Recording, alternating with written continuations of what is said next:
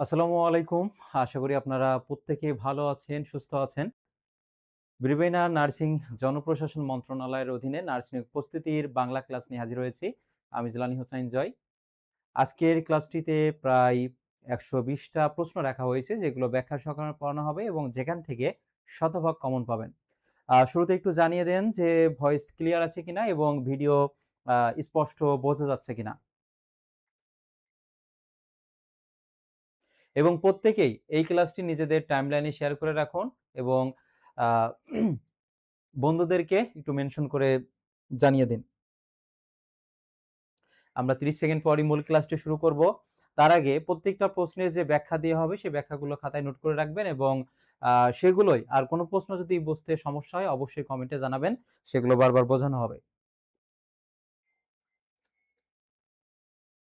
আমাদের আজকের প্রথম প্রশ্নটি, এটা মুখস্থ পাঠ থেকে এসেছে। এটা সমার্থক শব্দ থেকে এই প্রশ্নটি, যে কোনটি সূর্যের প্রতিশব্দ? কোনটি সূর্যের প্রতিশব্দ? সবিতা, অবনী, সুধাকর নাকি কলানিধি?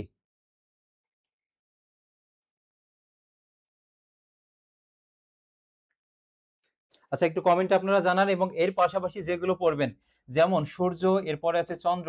বিগত বছরে যেগুলো এসেছে বারবার আরকি, যেমন চন্দ্র এর সমার্থক শব্দ নিচের কোনটি? চন্দ্র, সূর্য, তারপর হচ্ছে বৃক্ষ এর সমার্থক শব্দ, তারপর হচ্ছে রাত, তারপর হচ্ছে আগুন, তারপর হচ্ছে আকাশ। আকাশের সমার্থক শব্দ নিচের কোনটি? এ ধরনের প্রশ্ন কিন্তু অহরহ এসেছে। যেমন এই যে ক এবং খ, খ আছে না? খ হচ্ছে আকাশের সমার্থক শব্দ। তাহলে আকাশের সমার্থক শব্দ কিন্তু এই যে খ। তারপরে চন্দ্র, আর এখানে তো সূর্য আছেই। অর্থাৎ এই ধরনের যেগুলো এখানে দিয়েছি এর মধ্য থেকে আসতে পারে। অর্থাৎ বিগত বছরের প্রশ্ন বিশ্লেষণ করে যেটা পাওয়া গেছে আরকি। অনেকে বি উত্তর করছে অবনী না, এটা সূর্যের সমার্থক শব্দ। সূর্য এখানে বলেছে। অবনী হবে না। আচ্ছা, সঠিক উত্তরটা আমি বলে দিচ্ছি, এখানে সবিতা হবে। সবিতা হচ্ছে সূর্যের সমার্থক শব্দ। এর পাশাপাশি চন্দ্র, বৃক্ষ, তারপর হচ্ছে রাত, আগুন, তারপর হচ্ছে কন্যা। এই যে কন্যা এর সমার্থক শব্দ আছে দুহিতা আছে। তারপর হচ্ছে আকাশের সমার্থক শব্দ কোনগুলো? তারপর হচ্ছে বাতাস। বাতাসের সমার্থক শব্দ নিচের কোনটি? এ ধরনের প্রশ্ন কিন্তু আসতে পারে। অর্থাৎ এখানে সূর্য, বাতাস, চন্দ্র, বৃক্ষ, রাত, আগুন, কন্যা, আকাশ, এগুলো সমার্থক শব্দ একটু পড়বেন।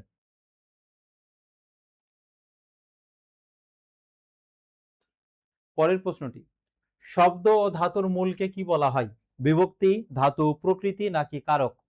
আমি যদি একটা শব্দ এখানে লিখি যে চলন্ত, চলন্ত একটা শব্দ, এই শব্দ যদি বলা হয় চলন্ত এর প্রকৃতি ও প্রত্যয় কি, তাহলে এই শব্দটির প্রকৃতি সেটা হবে চল হবে।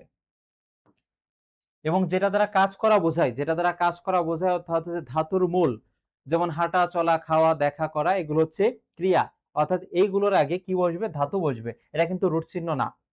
এবং এই চল যে আমরা একটা শব্দ পেয়েছি চলন্ত থেকে, কোথায় হর্ষচিহ্ন বসবে? যেখানে কোনো কার থাকবে না এবং যেখানে থামবে সেখানে হর্ষচিহ্ন বসবে। চল এখানে থেমেছে এবং লয়ের সাথে কোনো কার নাই, অর্থাৎ এখানে হর্ষচিহ্ন বসবে। এরপর চলন্ত থেকে আমরা চল নিয়েছি, বাকি কি থাকে? তখন তো নয়টায় থাকে। খেয়াল করেন, এখানে কোনো কার অবশিষ্ট নাই। যদি কোনো কার অবশিষ্ট না থাকে তাহলে সন্ধি বিচ্ছেদের ক্ষেত্রে আমরা কি দেখেছি? সেখানে নীলিন বর্ণ আমরা কি লিখি? অ লিখি। তাহলে এই যে চলন্ত এই শব্দটির যদি বলা হয় প্রকৃতি ও প্রত্যয় কি, তাহলে প্রকৃতি হবে চল আর বাকি অংশ কি হবে? অন্ত। এখন এখানে বোঝার আছে প্রকৃতি বিষয়টা কি। প্রকৃতি হচ্ছে যাকে ভাঙা আর বিশ্লেষণ করা যাবে না। এই যে চলন্ত শব্দ থেকে আমরা লিখেছি চল, এটা হচ্ছে প্রকৃতি অর্থাৎ মূল অংশ, যাকে ভাঙা আর বিশ্লেষণ করা যায় না। আর প্রকৃতির পরে যে অতিরিক্ত বর্ণ বা বর্ণ সমষ্টি বসে সেটা হচ্ছে প্রত্যয়। তাহলে অন্ত হচ্ছে এখানে কি? প্রত্যয়। আর এখানে বলেছে শব্দ ও ধাতুর মূলকে কি বলা হয়? যাকে আর ভাঙা বা বিশ্লেষণ করা যাবে না সেটা হচ্ছে প্রকৃতি। সঠিক উত্তর সি। আমরা দেখতে পাচ্ছি ৪৫ জন যুক্ত হয়েছেন। প্রত্যেকেই একটা বার নিজেদের টাইমলাইনে শেয়ার করে রাখেন আর আহ, বন্ধুদেরকে অবশ্যই যারা মেনশন করবে তারা হচ্ছে ক্লাসের এই ব্যাখ্যা সহকারে পিডিএফ পেয়ে যাবে। পরের প্রশ্নটি, কোনটি তৎসম শব্দ? তৎসম, আগে জানতে হবে যে তৎসম শব্দ চেনার উপায় কি, কিভাবে আমরা তৎসম শব্দটা চিনব। তৎ মানে তার, সম মানে সমান, অর্থাৎ সংস্কৃতের সমানকে কিন্তু বলা হয় তৎসম। এবং এই তৎসম শব্দ কিভাবে চিনব? যদি আমরা আয়ত্ত করতে পারি, তাহলে যেই প্রশ্ন আসুক না কেন এই সংক্রান্ত আমরা খুব সহজে উত্তর করতে পারবো। যেমন যে শব্দগুলোর বানানে যুক্তবর্ণ আছে, কি আছে? যুক্তবর্ণ। যুক্তবর্ণ, এরপর থাকতে পারে রেফ, তারপরে থাকতে পারে ফলা, বা অপেক্ষাকৃত কঠিন শব্দের বানানগুলো, বা হিন্দু ধর্মে ব্যবহৃত যে শব্দগুলো আছে,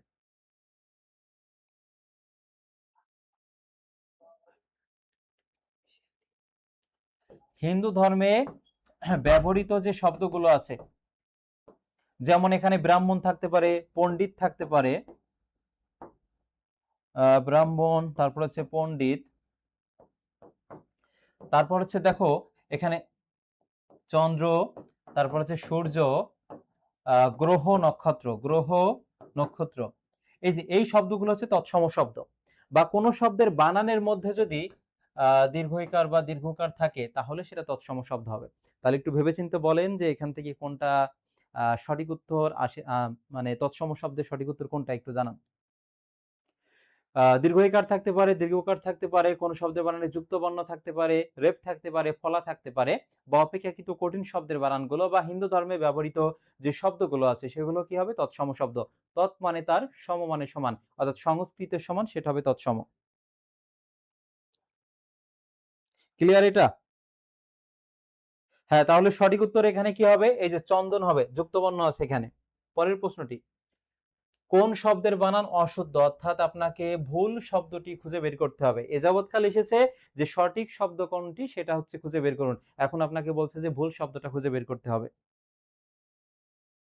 অর্থাৎ এই চারটা অপশনের মধ্যে ভুল আছে কোনটা?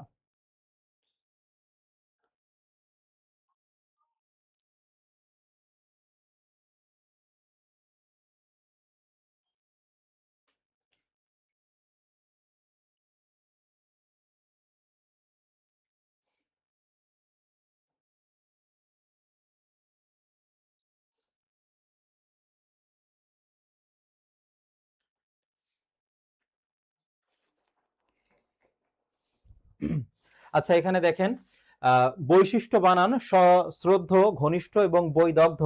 সশ্রদ্ধ মানে শ্রদ্ধার সহিত, ঘনিষ্ঠ মানে খুবই অন্তরঙ্গ একটা সম্পর্ক আর কি। আর বৈশিষ্ট্য বানান কিন্তু এটা ভুল আছে, এখানে হচ্ছে শেষে জ ফলা হবে, সেটা কিন্তু এখানে নাই। তাহলে সঠিক উত্তর এখানে কি হবে? মানে অশুদ্ধ যেহেতু বের করতে বলেছে, সঠিক উত্তর হচ্ছে এ। পরের প্রশ্নটি, সিংহাসন শব্দটি কোন সমাসের উদাহরণ? সমাস তো একটা বড় একটা চ্যাপ্টার, তারপরে যতটুকু লাগবে আমি এখানে আলোচনা করছি, অর্থাৎ বিগত বছরের প্রশ্ন বিশ্লেষণ করে যেটা দেখা গিয়েছে সেগুলো একটু আলোচনা করছি। যেমন যদি বলা হয় যে উভয় পদের অর্থের প্রাধান্য পায় কোন সমাস, যেগুলো পরীক্ষায় আসে আর কি, উভয় পদের অর্থের প্রাধান্য পায় সেটা হচ্ছে দ্বন্দ্ব সমাসে, এবং দ্বন্দ্ব সমাসে উভয় পাশে কিন্তু ব ফলা হবে। এরপর যদি বলা হয় পূর্ব পদের অর্থের প্রাধান্য পায় কোন সমাসে, পূর্ব পদ, সেটা মনে রাখবেন, সেটা হচ্ছে অব্যয়ীভাব সমাস হবে, অব্যয়ীভাব সমাস, পূর্ব পদের অর্থের প্রাধান্য পায়। এরপরে যদি বলা হয় পরপদের অর্থের প্রাধান্য পায় কোন সমাসে, পরপদের অর্থের প্রাধান্য পায় কোন সমাসে, সেটা কি হবে? তিনটা সমাস আছে, দ্বিগু, কর্মধারয়, আর একটা হচ্ছে তৎপুরুষ। দ্বিগু, কর্মধারা, একটা হচ্ছে তৎপুরুষ।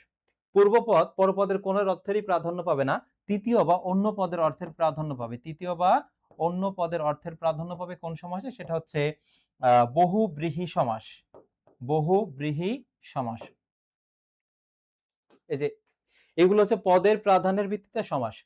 এখানে একটা প্রশ্ন বলেছে যে সিংহাসন এই শব্দটি কোন সমাসের উদাহরণ। আমি একটু এ টু জেড একটু ব্যাখ্যাটা দেওয়ার চেষ্টা করছি। সমস্ত পদটা কি আমাদের? সিংহাসন। এটার ব্যাস বাক্য হবে কি? সিংহ চিহ্নিত আসন, সিংহ চিহ্নিত আসন। এটা হচ্ছে সমস্ত পদ, সমাসযুক্ত পদ, সমাস নিষ্পন্ন বা সমাসবদ্ধ পদ, অনেকগুলো নাম আছে। এবং এটার নাম হচ্ছে কি? ব্যাস বাক্য, বিগ্রহ বাক্য বা কি সমাস বাক্য। ব্যাস বাক্য, বিগ্রহ বাক্য বা সমাস বাক্য।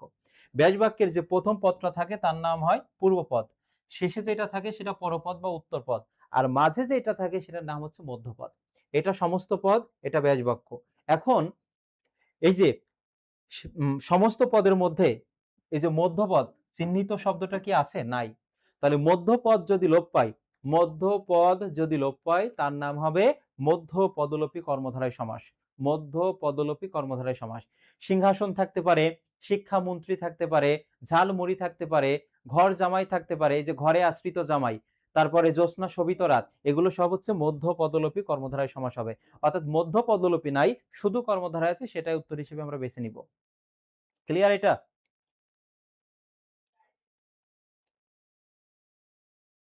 প্রত্যেকটার প্রশ্নে যে ব্যাখ্যা দিব, ব্যাখ্যা থেকে এবং এই ক্লাস থেকেই শতভাগ কমন পেয়ে যাবেন।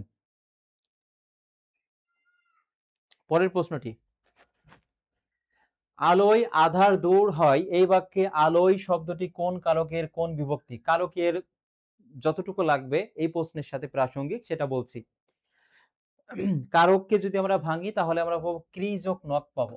ক্রি যোগ নক, বা এটা হচ্ছে অক প্রত্যয় হিসেবে ব্যবহৃত হয়।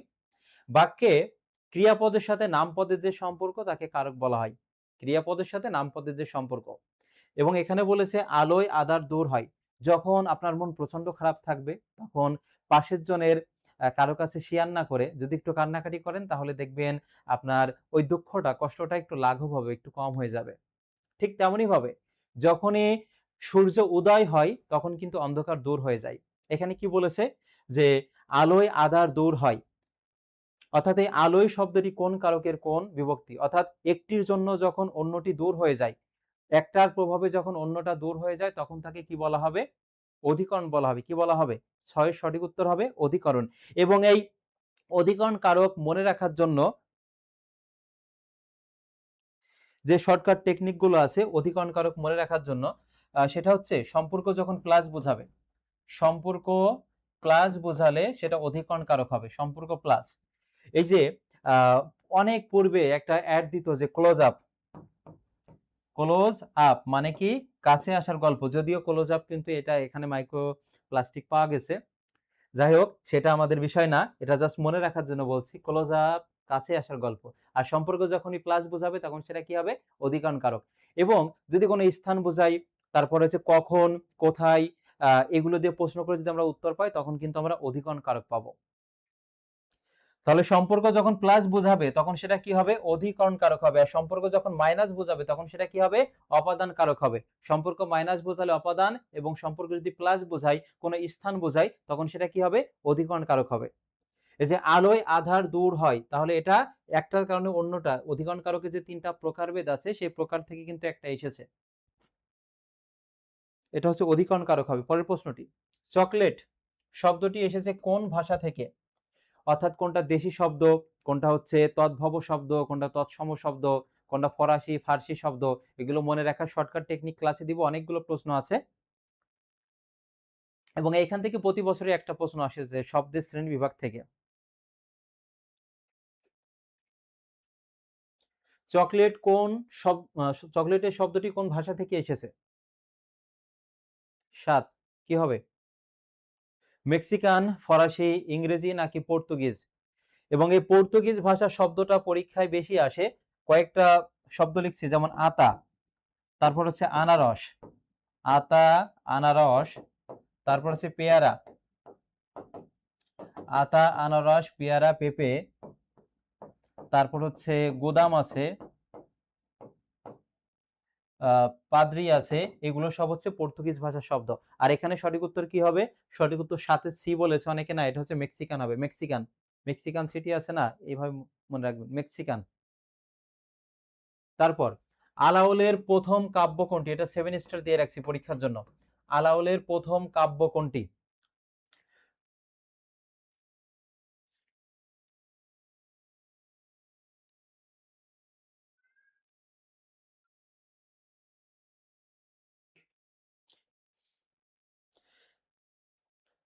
ভুল যাক সমস্যা নাই, ভুল যাক সমস্যা নাই, উত্তর করেন, কারণ ভুল থেকেই শিক্ষা গ্রহণ করবেন আর কি। 7-এর আমরা 8 নম্বরে আছে। এখানে দেখো 8-এর সঠিক উত্তর, এই যে আলাওলের প্রথম কাব্য সেটা হবে পদ্মাবতী হবে, পদ্মাবতী। বাংলা নববর্ষ, এটা কিছুটা ত্রুটিপূর্ণ আছে অপশনে, আমরা 10-এ আলোচনা করব। সে স্কুলে গিয়েছে বাক্যটি কোন কালের উদাহরণ? অর্থাৎ টেন্স থেকে, অর্থাৎ ক্রিয়ার কাল থেকে এই প্রশ্নটি এসেছে। যদি ক্রিয়া শেষে ল লাম ত তাম থাকে, মনে রাখবেন, যদি ক্রিয়া শেষে ল লাম ত তাম যদি থাকে তখন সেটা কি হবে? অতীত কাল হবে। কি হবে? অতীত। এরপরে যদি ক্রিয়া শেষে ব, বে, বেন যদি থাকে তখন সেটা কি হবে? ভবিষ্যৎ হবে। ক্রিয়া শেষে ল, লাম, ত, তাম থাকলে তখন সেটা অতীতকাল সাধারণভাবে, আর ব, বে, বেন যদি থাকে তখন সেটা ভবিষ্যৎ হবে। কিন্তু এখানে বলেছে সে স্কুলে গিয়েছে, এই প্রশ্নের সাথে সামঞ্জস্যপূর্ণ, মানে টেন্স থেকে, এই জন্য শর্টকাট নিয়মটা বললাম। কিন্তু এইটা কিন্তু এই নিয়মে হবে না যে সে স্কুলে গিয়েছে বাক্যটি এটা সাধারণ অতীত, পুরাঘটিত বর্তমান নাকি ঘটমান বর্তমান। ঘটমান তখনই হবে যখন সেটা চলমান বোঝাবে, অর্থাৎ ভার্বের সাথে যখন আইএনজি থাকে তখন সেটাকে আমরা কন্টিনিউয়াস বলি, চলমান বলি। কিন্তু এখানে সেটাও কিন্তু বলেনি। আর অনুজ্ঞা, অনুজ্ঞা যেটা দ্বারা আদেশ, উপদেশ, নিষেধ, প্রার্থনা বোঝায় সেটা তো অনুজ্ঞা সূচক বাক্য হবে। এটা এই বাক্য দ্বারা কিন্তু সেটাও বোঝাচ্ছে না, তাহলে কোনটা হবে? সে স্কুলে গিয়েছে, তাহলে অলরেডি সে চলে গিয়েছে, এটা কি হবে? পুরাঘটিত বর্তমান হবে। আর গিয়েছিল যদি বলতো তাহলে সেটা আমরা অতীত ব্যবহার করতাম। ক্রিয়া শেষে তো এখানে ল, লাম, ত, তাম একটাও নাই, বা ব, বে, বেন এটাও নাই, তাহলে আমরা বর্তমান বা অতীত বা ভবিষ্যৎ বলতে পারবো না, এটা হচ্ছে বর্তমান। চাঁদ কোন শ্রেণীর শব্দ? এই যে শব্দের শ্রেণী বিভাগ থেকে প্রশ্ন এসেছে, চাঁদ কোন শ্রেণীর শব্দ? চন্দ্র, চন্দ্র কিন্তু এটা তৎসম শব্দ। চন্দ্র এটা তৎসম বা আমরা বলতে পারি সংস্কৃত শব্দ। কিন্তু চন্দ্র, কিন্তু এখানে বলেছে চাঁদ। ঠিক তেমনি ভাবে আহ আসতে পারে যে চাঁদ, চাঁদ থাকতে পারে, তারপর হচ্ছে আহ হাত থাকতে পারে, ভাত থাকতে পারে, এগুলো কোন শ্রেণীর শব্দ? চাঁদ এটা হবে তদ্ভব শব্দ। তদ্ভবের আরেক নাম হচ্ছে খাঁটি বাংলা। তদ্ভবের আরেক নাম হচ্ছে খাঁটি বাংলা।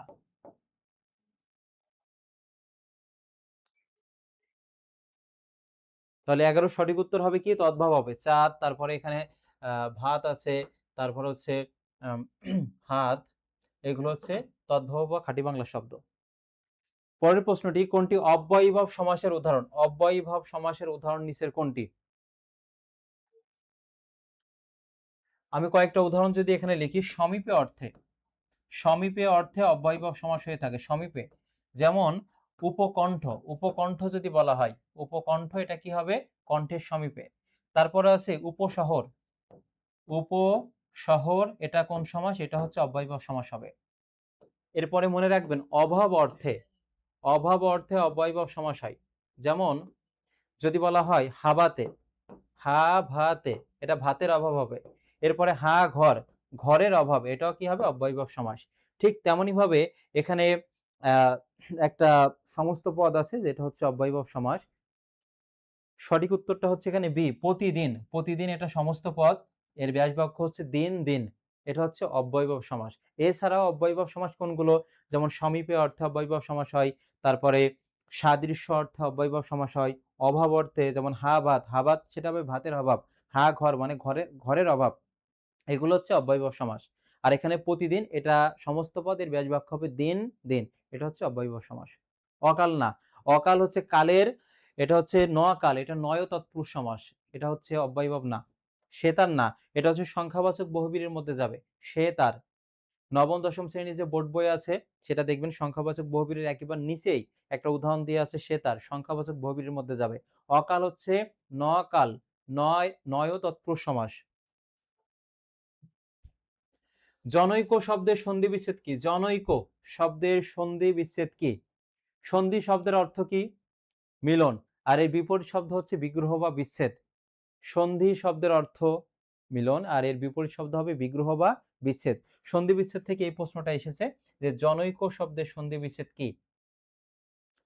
এখন তো বিস্তারিত মানে সন্ধি বিচ্ছেদ এ টু জেড আলোচনা করার মানে ওইভাবে সময়ও নাই, জাস্ট এই প্রশ্নটার সাথে সামঞ্জস্যপূর্ণ। এটা সন্ধি বিচ্ছেদ হবে জন যোগ এক হবে, জন যোগ এক।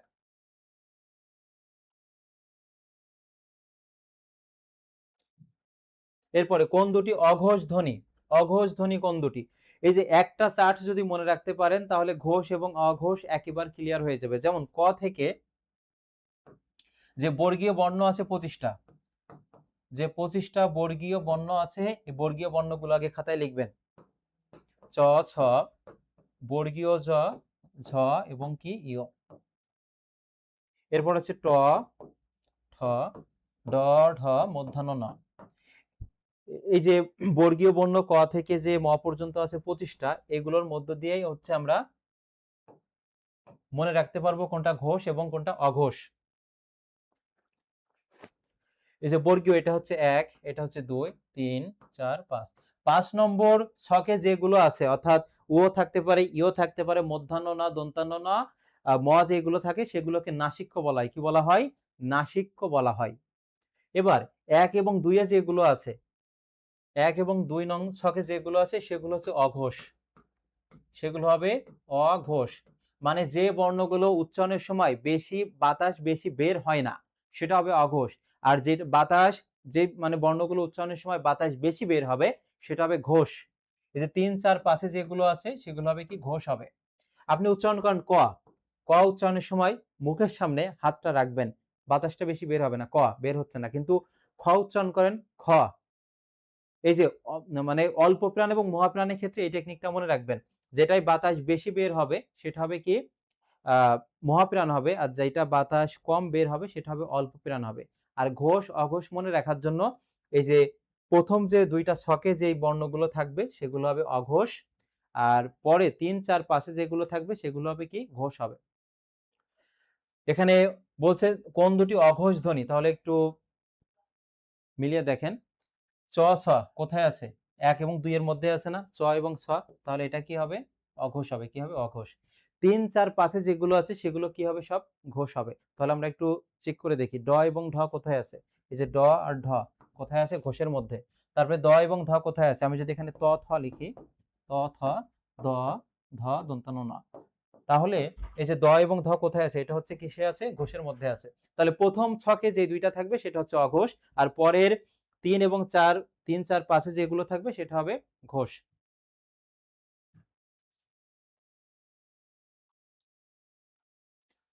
বিমল ঘোষের ছদ্মনাম কি? ছদ্মনাম থেকে কিন্তু প্রশ্ন আসে।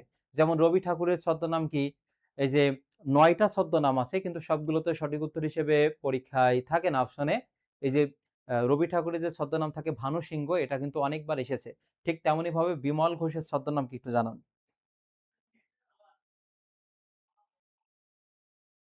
বিমল ঘোষের ছদ্মনাম কি হবে?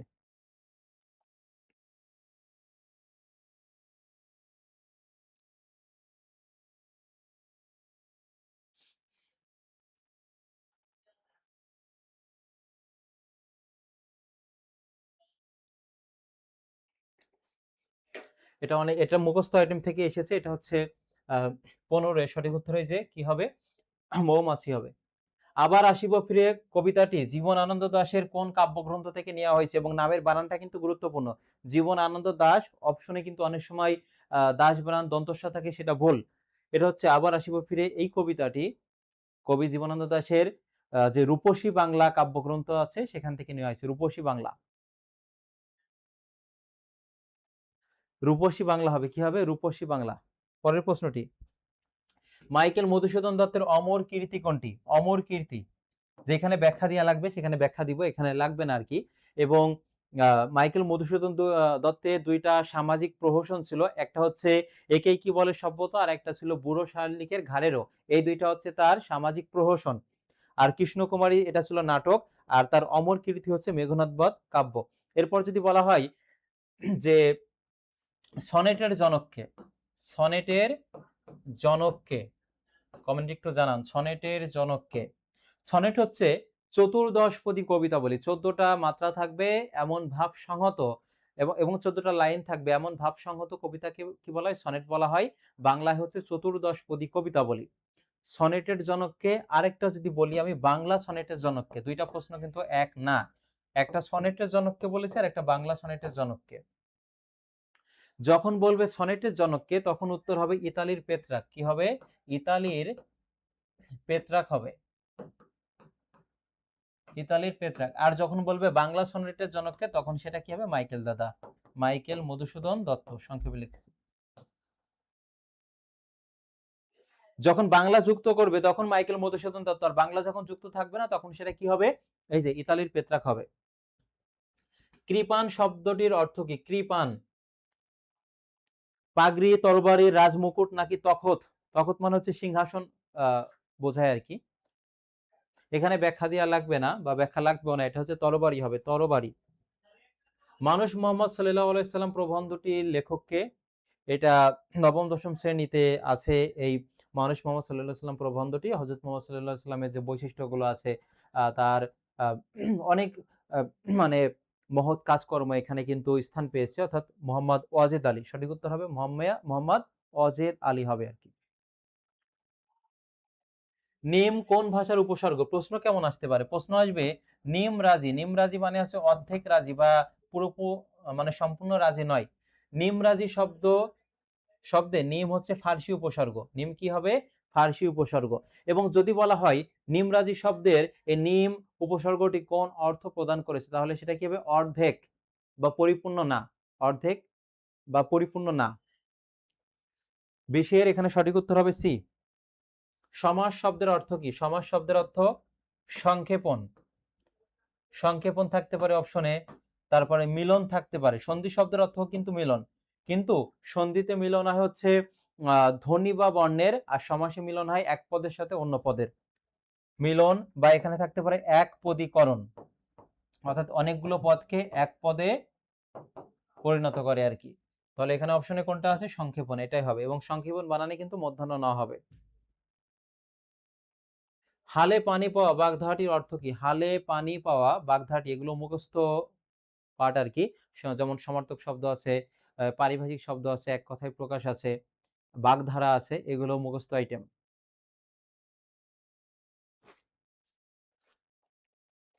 হালে পানি পাওয়া বাগধারাটির অর্থ হচ্ছে বিপদ মুক্ত হওয়া, বিপদ মুক্ত হওয়া। এ। ব্যাকরণের প্রধান কাজ কি? ব্যাকরণকে যদি আমরা ভাঙি তাহলে আমরা কি পাবো? বি পাবো, আ পাবো, তারপর হচ্ছে ক্রি যোগ অন পাবো, ক্রি যোগ অন। অর্থাৎ বিশেষভাবে বিশ্লেষণ বোঝায়। কি বোঝায়? ভাষার বিশেষভাবে বিশ্লেষণ বোঝায় ব্যাকরণ শব্দের। অর্থাৎ ভাষার যে অভ্যন্তরীণ শৃঙ্খলা সেটা কিন্তু নাই, কিন্তু বিশেষভাবে এটা বিশ্লেষণ করাকে বোঝায়। এই যে ভাষার বিশ্লেষণ হবে। 23 সি। শকুনি মামা এর অর্থ কি?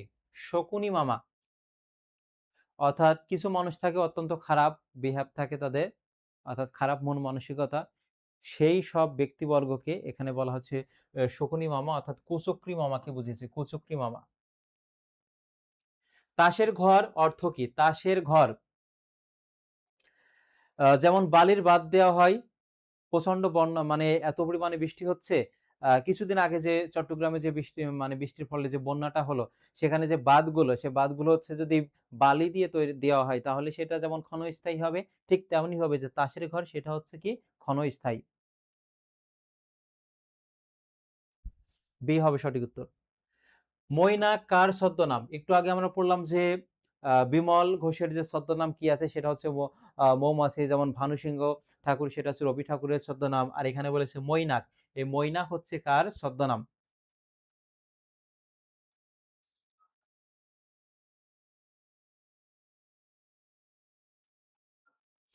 26 এর সঠিক উত্তর শামসুর রহমান। এবং এটা অনেক জায়গায় কিন্তু বানানটা রাহমান আছে, এটা একটু ভালোভাবে খেয়াল করবেন যে রহমান আছে কি রাহমান আছে, এই দুইটা।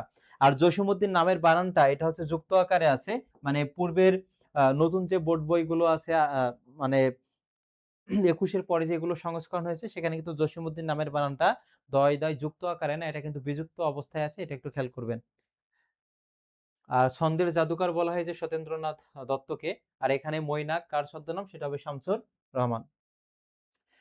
নীল যে অম্বর, নীলাম্বর, নীল যে অম্বর অর্থাৎ নীলাম্বর, এটা সমস্ত পদ, এর ব্যাসবাক্য হচ্ছে নীল যে অম্বর, অর্থাৎ মানে যার আকাশটা হচ্ছে নীল, সেটাকে বলা হচ্ছে এখানে। এটা কোন সমাস? বহুব্রীহি, তৎপুরুষ, কর্মধারয় নাকি অব্যয়ী ভাব? বা প্রশ্নটা এমনও আসতে পারে নীলাম্বর এটা কোন সমাস, বা আসতে পারে যে এটা ব্যাস বাক্য কি, এ ধরনের প্রশ্ন আসতে পারে।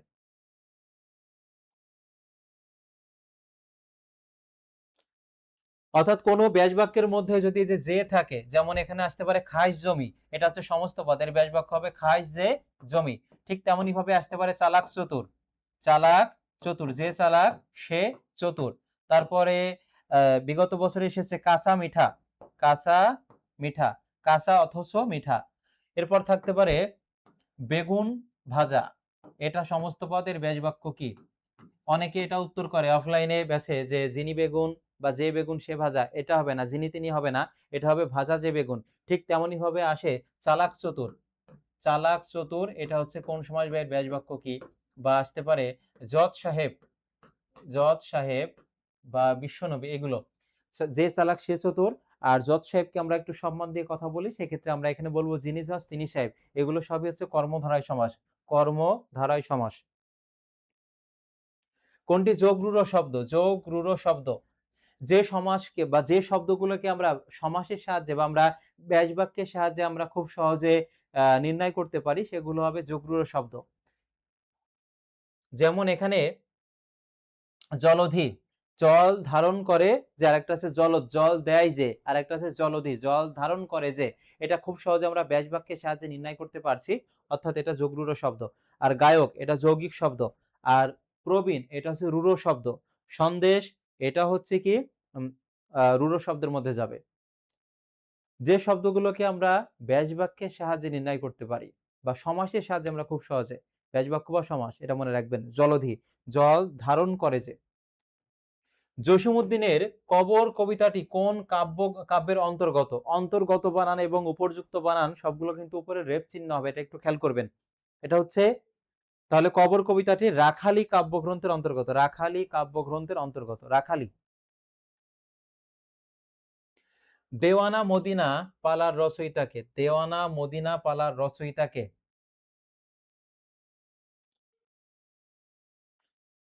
কি হবে এটা?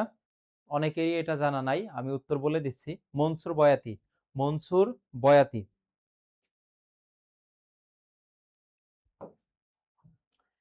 ন্যায় যুদ্ধে জয়ী যে, এর বাক্য সংকোচন কি, অর্থাৎ এক কথায় প্রকাশ কি? যারা ন্যায় যুদ্ধে জয়ী হয় তাদেরকে বলা হয় গাজী, বলা হয় গাজী। সঠিক উত্তর সি। পূর্বাশা পত্রিকার সম্পাদক কে? পূর্বাশা পত্রিকার সম্পাদক, এটা ব্যাখ্যা এখানে নাই, এটা হচ্ছে সঞ্জয় ভট্টাচার্য। এবং এর পাশাপাশি মনে রাখবেন সুকান্ত ভট্টাচার্য, তিনি মাত্র 21 বছর বয়সে মারা যান। এবং তার যে কাব্যগ্রন্থগুলো রয়েছে যেমন ঘুম নেই, পূর্বাভাস, মিঠে করা, হরতাল, অভিযান, এবং তিনি ফ্যাসি বিরোধী লেখক শিল্পী সংঘের পক্ষে আকাল নামে একটা কাব্যগ্রন্থ সম্পাদনা করেছিলেন সুকান্ত ভট্টাচার্য। যেহেতু সঞ্জয় ভট্টাচার্য আসছে এজন্য ওইটা বলে দিয়েছি আর কি। বাংলা বর্ণমালায় মাত্রাবিহীন বর্ণ কয়টি? মানে বাংলা বর্ণ বর্ণ আছে কতটি? 50টি। এই 50টি বর্ণের মধ্যে স্বরবর্ণ কতটি আছে? স্বরবর্ণ আছে 11টি।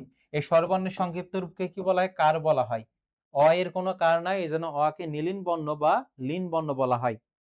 আর ব্যঞ্জন বর্ণ কতটি আছে? ব্যঞ্জন বর্ণ আছে 39টি। ব্যঞ্জন বর্ণের সংক্ষিপ্ত রূপকে বলা হয় ফলা। ফলা হচ্ছে 6টি। ফলা কয়টি? 6টি। মনে রাখার টেকনিক কি? মজার লবণ। এই মজার লবণ এইটার মাধ্যমে আমরা খুব সহজে যে 6টি ফলা আছে সেগুলো মনে রাখতে পারবো। কি কি?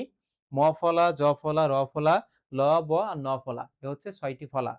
আর কার হচ্ছে 10টি, একটার কার নাই, সেটা হচ্ছে অ। এজন্য অ কে বলা হয় নীলিন বা লীন বর্ণ বলা হয়। আর মাত্রাহীন বর্ণ কতটি? 10টি। পূর্ণমাত্রা কতটি? 32টি। সঠিক বানান কোনটি? অর্থাৎ শুদ্ধ বানান বের করতে হবে। আকাঙ্ক্ষা বানান অনেকে হচ্ছে এটা লেখে যে অনুস্বার তারপর হচ্ছে খ, এটা ভুল। আকাঙ্ক্ষা বানান হবে আগে ও তারপর হচ্ছে খিও। এই যে সঠিক উত্তর হচ্ছে এ।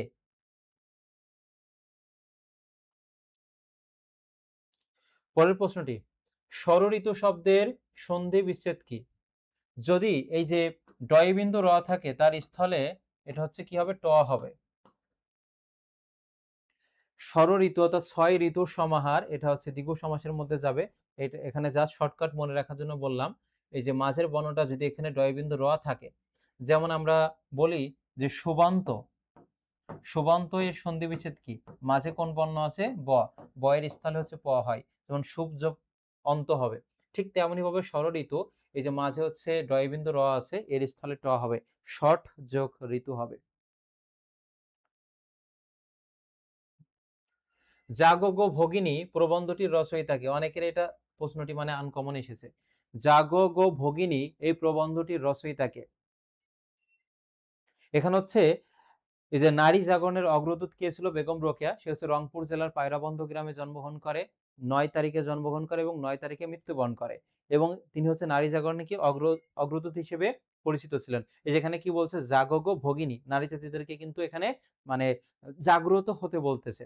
অর্থাৎ এখানে কি হবে? এই যে বেগম রোকেয়া সাখাওয়াত হোসেন এবং তার যে রচনাগুলো আছে, যেমন এখানে আছে সুলতানার স্বপ্ন আছে, তারপর আ অবরোধ বাসিনী আছে।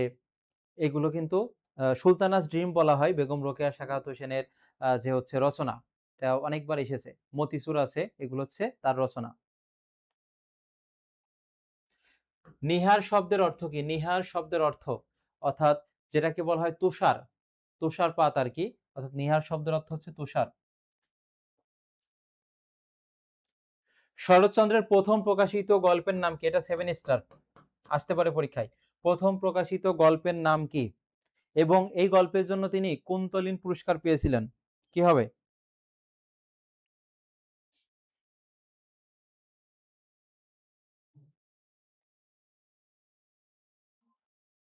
এই গল্পের জন্য তিনি কুন্তলীন পুরস্কার পেয়েছিলেন।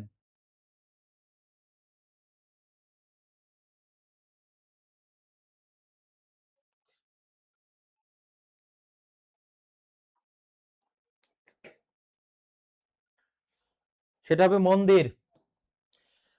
মুক্তির মন্দিরে সুকান্ত ভট্টাচার্য কত বছর বয়সে মারা যান? সেটা হচ্ছে 20 বছর 9 মাস। 20 বছর 9 মাস, সেটাকে মাত্র 21 বছর বলা হয়। মাত্র 21 বলা হয়, 21 বছর। তিনি 1947 সালে 13ই মে যাদবপুর টিবি হাসপাতালে মারা যান। এটা কি হবে? মাত্র 21 বছর বয়সে। সবুজ পত্র পত্রিকার মানে কত সালে এটা প্রকাশিত হয় এবং সম্পাদককে? এটাও কিন্তু পরীক্ষায় আসে। সবুজ পত্র এই পত্রিকা কত সালে প্রকাশিত হয়? সেটা হচ্ছে 1914 সালে। 1914 সালে। আমাদের অনেক প্রশ্ন রয়েছে, সেজন্য যেগুলো ব্যাখ্যা লাগবে না আমি দ্রুত উত্তর বলে দিচ্ছি। তুমি কি কেবলই ছবি? এখানে কি বলছে? তুমি কি কেবলই ছবি? এ বাক্যে কি কোন পদ? এখানে আরেকটা বিষয় আপনাদের মনে রাখতে হবে, একটা হচ্ছে কয়ের শিকারে কি, একটা হচ্ছে কয় শিকারে কি। যে প্রশ্নের উত্তর আমরা ইশারা ইঙ্গিতে দিতে পারি, অর্থাৎ ইয়েস নো করছেন, সেটা কি হবে? ইয়েস নো করছেন, সেটা হচ্ছে কয়ের শিকারে কি হবে। আর যেসব প্রশ্নের উত্তর আমরা ইশারা ইঙ্গিতে দিতে পারি না, বিস্তারিত বলতে হয়, সেটা হচ্ছে ডাব্লিউএস করছেন হবে। কি হবে? ডাব্লিউএস করছেন। আমি যদি বলি আপনি কি ভাত খেয়েছেন? আপনি ইশারা ইঙ্গিতে উত্তর দিতে পারেন। কিন্তু আমি যদি বলি আপনি কি দিয়ে ভাত খেয়েছেন? তখন এটা কিন্তু আর ইশারা ইঙ্গিতে উত্তর দেয়া যাবে না। বিস্তারিতভাবে বলতে হবে। সেটা হচ্ছে ডাব্লিউএস কোয়েশ্চেন হবে।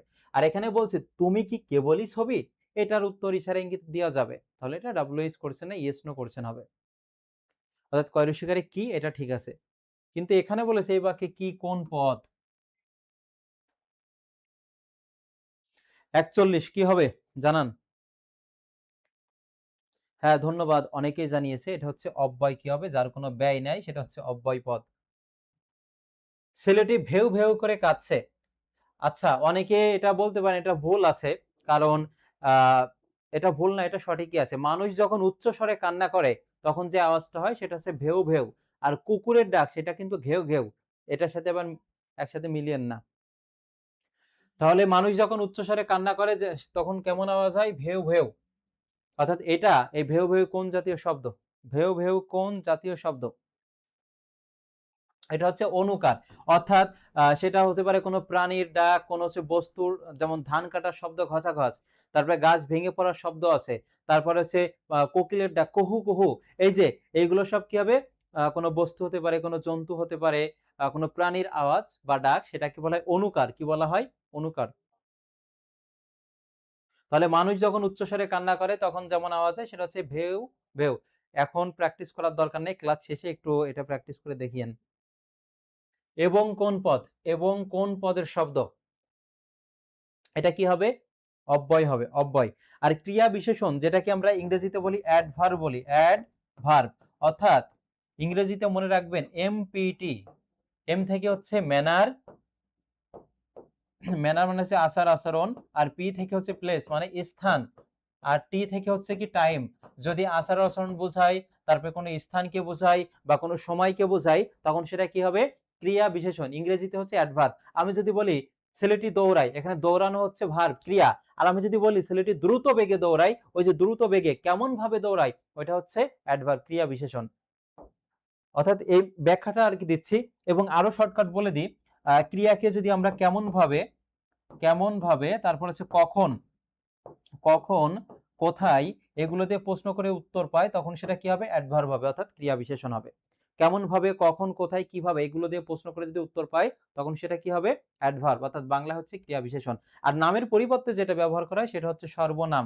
আমি যদি এখানে লিখি রহিম, রহিমের পরিবর্তে যদি আমি এখানে সে লিখি, এই সেটা হচ্ছে কি, সর্বনাম।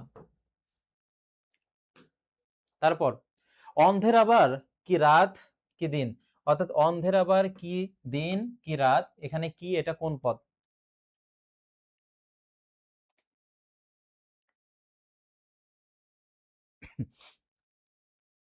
44 নম্বর, 44, এটা হচ্ছে অর্থাৎ অব্যয় হবে, অর্থাৎ যার কোনো ব্যয় নাই, সেটা হচ্ছে অব্যয় পদ। এবং অব্যয় পদ, কি অব্যয় পদ, এবং বিশেষণ হচ্ছে কি অ্যাডজেক্টিভ, ইংরেজিতে যেটাকে বলা হয় অ্যাডজেক্টিভ, অর্থাৎ নাউন এবং প্রোনাউনের দোষ, এই যে দোষ গুণ অবস্থা সংখ্যা পরিমাপ যে প্রকাশ করে, দোষ গুণ অবস্থা সংখ্যা পরিমাপ যে প্রকাশ করে, সেটা হচ্ছে কি বিশেষণ পদ। কোন পদের সন্ধি হয় না, সন্ধি হয় না কোন পদের?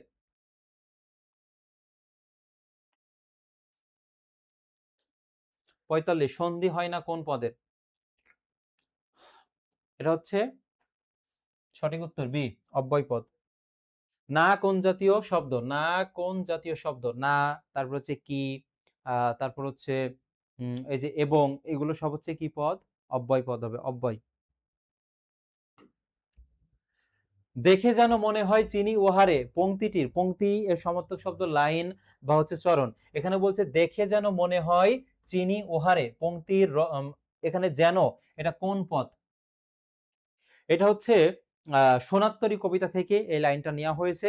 এখানে যেন, এটা হচ্ছে কোন পদ সেটা বের করতে হবে। অর্থাৎ যুক্ত করার কাজ করেছে সংযোজক, সংযোজক। এই যে নতুবা কোন পদ, নতুবা এটা হচ্ছে অব্যয়ের মধ্যে যাবে, নতুবা এটাও কি হবে, অব্যয় পদ হবে। এখানে সময় নিচ্ছে না। আকাশ শুধু নীল আর নীল, এই বাক্যে আর হচ্ছে কি, আকাশ শুধু নীল আর নীল, এই বাক্যে আর কোন পদ, সেটা হচ্ছে অব্যয়, অনেক নাকি বিশেষ্য? এটা পারার কথা, এগুলো সঠিক, মানে খুবই সহজ প্রশ্ন আর কি এগুলো। এখানেও কি হবে, আরটা হবে কি, অব্যয় হবে, অব্যয় পদ। বাংলা ভাষায় কত প্রকার অব্যয় শব্দ রয়েছে, বাংলা ভাষায় কত প্রকার অব্যয় শব্দ রয়েছে, সেটা সঠিক উত্তর হচ্ছে 3। চন্দ্র এর বিশেষণ রূপ কোনটি, অর্থাৎ চন্দ্র এটা হচ্ছে কি শব্দ, তৎসম শব্দ, সেটা গেল, কিন্তু এখানে বলেছে এর বিশেষণ রূপ কোনটি হবে। চন্দ্র এর বিশেষণ কোনটি, আমি উত্তর বলে দিচ্ছি, সেগুলো একটু কমেন্টে লেখেন, মানে 10 বার পড়ার থেকে একবার যদি লেখেন তাহলে সেটা মাথায় সেট হয়ে যাবে। আর এই 120টা প্রশ্ন, এর সাথে যে ব্যাখ্যাগুলো দিচ্ছি এইগুলো, মানে আজকে পড়লে আপনি 2 দিন পর ভুলে যাবেন, সেক্ষেত্রে বারবার রিভিশন দিলে সেটা মাথায় সেট হয়ে যাবে। যেটাই পড়েন না কেন, সেটা হচ্ছে যত সময় পড়বেন তার দ্বিগুণ সময় রিভিশন দিবেন, মাথায় সেট হয়ে যাবে। এটা হবে চান্দ্র, হবে চান্দ্র। সর্বজন শব্দের বিশেষণ কোনটি, সর্বজন এই শব্দের বিশেষণ হচ্ছে সর্বজনীন, সবার জন্য যেটা প্রযোজ্য আর কি। মধুর শব্দ, মধুর এই পদটির বিশেষণ রূপ হচ্ছে, এই মধু দিয়ে অনেক গানও আছে, মধু শব্দটিতে কয়টি অক্ষর আছে সেটাও বিগত বছরে এসেছে। মধুমালতি ডাকে ফুল, মধু পদটির বিশেষণ কি হবে, মধুময় নাকি মধুরতা? মধুময় হবে, কি হবে, মধুময়। মহাজাগতিক শব্দটি কোন পদ, মহাজাগতিক, মহাজগৎ থেকে কিন্তু মহাজাগতিক শব্দটি এসেছে, মহাজাগতিক এটা কোন পদ? বিশেষ্য, অর্থাৎ চোখ খোলার পর চোখের সামনে যা কিছু দেখবেন সেটা হচ্ছে বিশেষ্য, সেটা হতে পারে কোনো স্থানের নাম, কোনো জায়গার নাম, কোনো ব্যক্তির নাম, কোনো গ্রন্থের নাম। আর বিশেষণ নাউন প্রোনাউনের যে দোষ গুণ অবস্থা সংখ্যা পরিমাপ যে প্রকাশ করে সেটা বিশেষণ। আর নামের পরিবর্তে যেটা ব্যবহার করা হয় সেটা হচ্ছে সর্বনাম।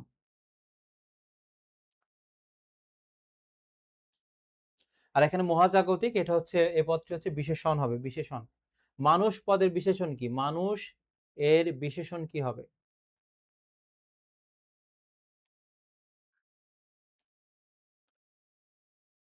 সেটা হবে মানুষ কি না, মানসিক হবে, এটা মানসিক হবে, এটা ভুল আছে একটু, মানে বানানে আর কি, মানসিক হবে। কাল থেকে পড়া শুরু করো, এটা কোন কালের বিশিষ্ট প্রয়োগ? অর্থাৎ টেন্স থেকে এটা এসেছে ক্রিয়ার কাল। এখানে কি বলছে? কাল থেকে পড়া শুরু করো, অর্থাৎ আজকে তোমার অভিভাবক বলছে আর কি যে কাল থেকে পড়া শুরু করো, অর্থাৎ এটা কিন্তু আজকের কথা বলছে না, অর্থাৎ ভবিষ্যৎকে কিন্তু ইন্ডিকেট করছে আর কি। তাহলে এটা সঠিক উত্তর কি হবে? কাল থেকে পড়া শুরু করো, এই যে করো বলেছে এখানে, করে মানে করেছিল বা হচ্ছে করবে, এটা কিন্তু বলা হয়নি। যদি ব বে বেন থাকতো তাহলে সেটা ভবিষ্যৎ হতো। যদি ল লাম ত তাম থাকতো তখন সেটা অতীত কাল হতো। কিন্তু এখানে বলছে কাল থেকে পড়া শুরু করো, অর্থাৎ এখানে ল লাম ত তাম অতীতের কোনো সিগন্যাল এখানে নাই বা ভবিষ্যতের কিছু নাই। তাহলে কোনটা হবে? ৫৬।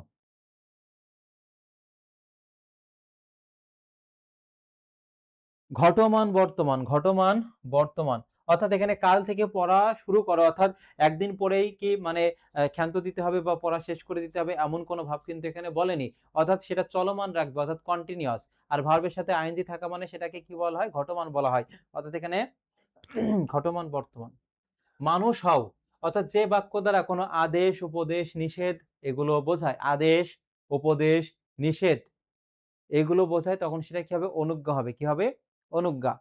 এখানে বলছে মানুষ হও, অর্থাৎ এটা কি? এটা অনুজ্ঞা সূচক বাক্য, এবং সেটা মানে এই বাক্যটা দ্বারা কি বোঝাচ্ছে? এটা অনুনয়, আদেশ, অনুরোধ, রিকোয়েস্ট করা বোঝালে যে কলমটা একটু দিন তো, ছাতাটা একটু দিন তো ভাই, এটা অনুরোধ। বা এখানে যেহেতু বলছে মানুষ হও, একটা উপদেশ দিচ্ছে, অর্থাৎ এখানে সঠিক উত্তর কি হবে? ডি। কথাটি বলে থাকবো কিন্তু মনে পড়ছে না, অর্থাৎ আমি একটা কথা বলেছি পূর্বে, সেটা এই মুহূর্তে মনে পড়ছে না, এমন একটা বাক্য এখানে দিয়েছে যে কথাটি বলে থাকবো কিন্তু মনে পড়ছে না, এটা কোন কাল?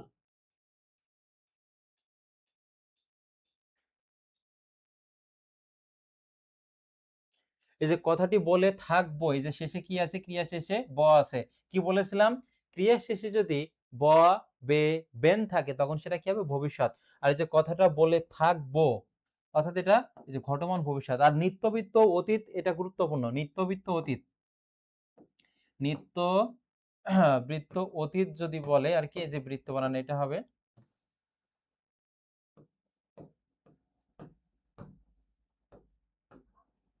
নিত্যবৃত্ত অতীত যদি বলে তখন সেটা কি হবে? আহ অতীতকালে, অতীতকালে কোনো ক্রিয়া মানে প্রতিনিয়ত চলতো বা চলমান থাকতো তখন সেটা কি হবে? নিত্যবৃত্ত অতীত হবে। এবং এটা মনে রাখার জন্য ক্রিয়া শেষে যদি হতো তেন তাম থাকে, হতো তেন তাম থাকে, তাহলে সেটা নিত্যবৃত্ত অতীত হবে। যেমন বাবা রোজ বাজার করতেন, আমরা রোজ নদীতে সাঁতার কাটতাম। তারপর আরেকটা আছে ২৭ যদি হতো ১২৭, অর্থাৎ ক্রিয়া শেষে যদি হতো তেন তাম যদি থাকে তখন সেটা নিত্য বৃত্ত অতীত অতীত হবে আর কি। এখানে বর্তমান রয়েছে আর কি, এটা বলছি না, জাস্ট নিত্যবৃত্ত অতীতের কিছু উদাহরণ। আর এই নিত্য দ্বারা কিন্তু নিত্য বানানটা কিন্তু এখানে এই যে নাচের যে নিত্য আছে সেটা কিন্তু হবে না, এই নিত্যটা হবে মানে প্রতিনিয়ত।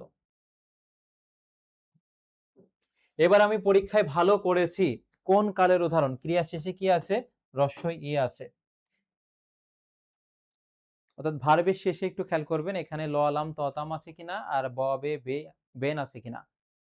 কোনোটাই নাই, এখানে কি আছে? ক্রিয়া শেষে রস্বইকার আছে আর কি, অর্থাৎ ক্রিয়া শেষে যদি রস্বই ই থাকে তখন সেটা কোন কাল হবে? এখানে তো অতীত যেগুলো আছে সেটা তো হবে না, অতীত দুইটাই আগে বাদ।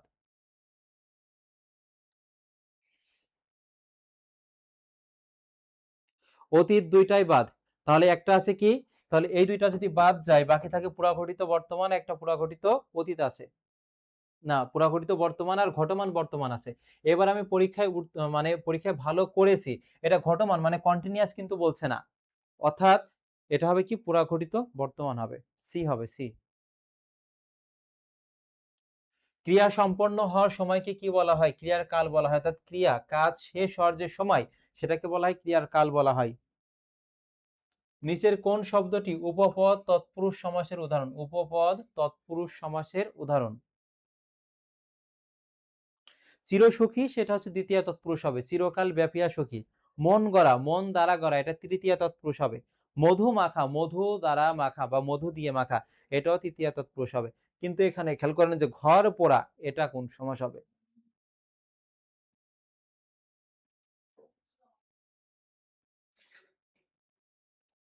সেটা হবে এই যে উপপদ তৎপুরুষ সমাস। তারপরে আসতে পারে এখানে খেচর, আকাশে চড়ে যে। তারপর আসতে পারে যে পকেট মার, পকেট মারে যে। এগুলো সব কি হবে? উপপদ তৎপুরুষ সমাস হবে। আর এখানে ঘর পোড়া। অর্থ সংগতি বিশিষ্ট, অর্থ সংগতি বিশিষ্ট একাধিক পদের এক পদে পরিণত হওয়ার নাম কি? সমাস শব্দের অর্থ সংক্ষেপণ, মিলন, একপদীকরণ। অনেকগুলো পদ যখন এক পদে পরিণত হয় তখন তাকে কি বলা হয়? সমাস বলা হয়। সমাস। সমাস শব্দের অর্থ সংক্ষেপণ, মিলন, একপদীকরণ। উচ্চারণ বা অর্থের বিভ্রান্তি ঘটার আশঙ্কায় কিছু ক্ষেত্রে পূর্বপদ ও পরপদের মাঝখানে কি বসে? যেমন আমি যদি দুইটা শব্দ এখানে লিখি মা, বাবা, তাহলে মা একটা পদ, বাবা একটা পদ। এই মা বাবার মাঝে এখানে কি বসেছে? হাইফেন বসেছে। আর সমাসের ক্ষেত্রে ব্যাস বাক্যে এবং, ও, আর হাইফেন বসে, সেটাকে দ্বন্দ্ব সমাস বলা হয়। ঠিক তেমনি ভাবে এখানে এই যে কি বলছে, অর্থ অর্থের বিভ্রান্তি ঘটবে মানে ভুল হবে এমন কিছুর আশঙ্কায় দুইটা পদের মাঝখানে, এটা হচ্ছে পূর্বপদ, এটা হচ্ছে পরপদ, এই দুইটার মাঝে কি বসেছে? হাইফেন বসেছে। পরপদে যদি রাজি থাকে, গ্রাম থাকে, বৃন্দ, গণ, জোট ইত্যাদি সমষ্টিবাচক শব্দ থাকলে কোন সমাস হয়?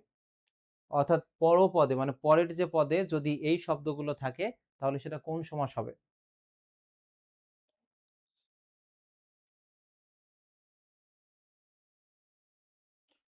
ষষ্ঠী তৎপুরুষ। ষষ্ঠী বিভক্তি কোনগুলো? র বা এর, এটা হচ্ছে ষষ্ঠী বিভক্তি। যদি বলা হয় রাজপথ, রাজপথ এটার ব্যাসবাক্য কি? এটা কি হবে? পথের রাজা। তারপর থাকতে পারে রাজহাঁস, রাজহাঁস, হাঁসের রাজা। অর্থাৎ পূর্ব পদ থেকে যদি র বা এর বিভক্তি লোপ পায় তখন সেটা কি কে কি বলা হয়? ষষ্ঠী তৎপুরুষ বলা হয়। ষষ্ঠী তৎপুরুষ। অসুর, এর ব্যাসবাক্য হচ্ছে নসুর, বা যদি বলা বলা হয় অমানুষ, অমানুষ এটা সমস্ত পদ, এর ব্যাসবাক্য হবে নয় মানুষ বা ন মানুষ। তারপরে থাকতে পারে যে অলৌকিক, অলৌকিক এটা হচ্ছে সমস্ত পদ, এর ব্যাসবাক্য হবে ন লৌকিক। অর্থাৎ পূর্ব পদে যদি না থাকে, নয় থাকে, নি থাকে, তাহলে সেটা কি হবে? নয় তৎপুরুষ সমাস হবে। এর উচ্চারণটা নংস না, নয় তৎপুরুষ সমাস হবে। আর এখানে কি বলছে? অসুর, অসুর এখানে নয় তৎপুরুষ সমাস হয়েছে কি অর্থে? অভাব, ভিন্নতা, অল্প নাকি বিরোধ?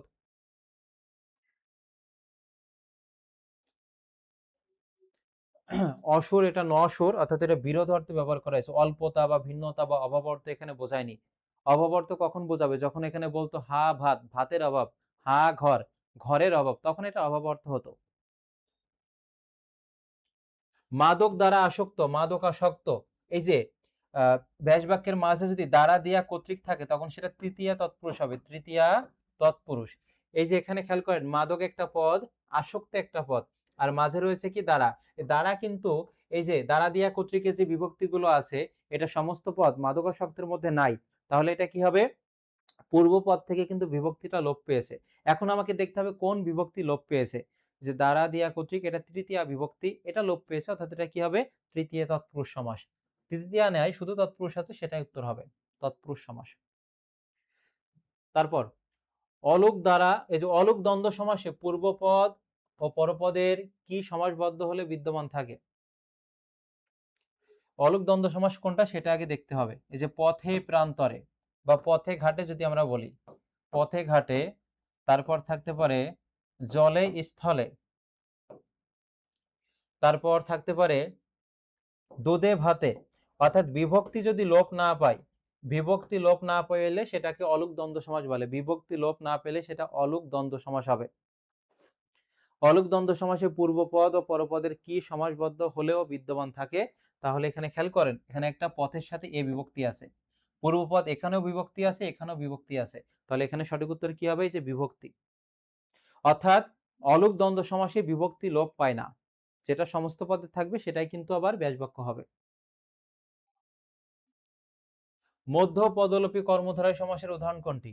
মধ্য পদলোপী, এখানে আরো যদি কয়েকটা উদাহরণ দিই, যদি বলা হয় শিক্ষামন্ত্রী, শিক্ষামন্ত্রী এটি সমস্ত পদ, এর ব্যাসবাক্য কি হবে? শিক্ষা বিষয়ক মন্ত্রী। তারপর থাকতে পারে যে ঝালমুড়ি, ঝাল মিশ্রিত মুড়ি। তারপরে ঘর জামাই, ঘরে আশ্রিত জামাই। আর এখানে আছে কি হাত ঘড়ি, হাতে পরা হয় যে ঘড়ি আর কি, সেটা হচ্ছে এই যে মধ্য পদলোপী কর্মধারয় সমাস হবে। মধ্য পদলোপী কর্মধারয় সমাস। কোন ধরনের কর্মধারয় সমাসে উভয় পদই বিশেষ্য হয়? উভয় পদই বিশেষ্য হবে, মানে পূর্বপদ পরপদ উভয় পদই বিশেষ্য হবে কোন সমাসের ক্ষেত্রে?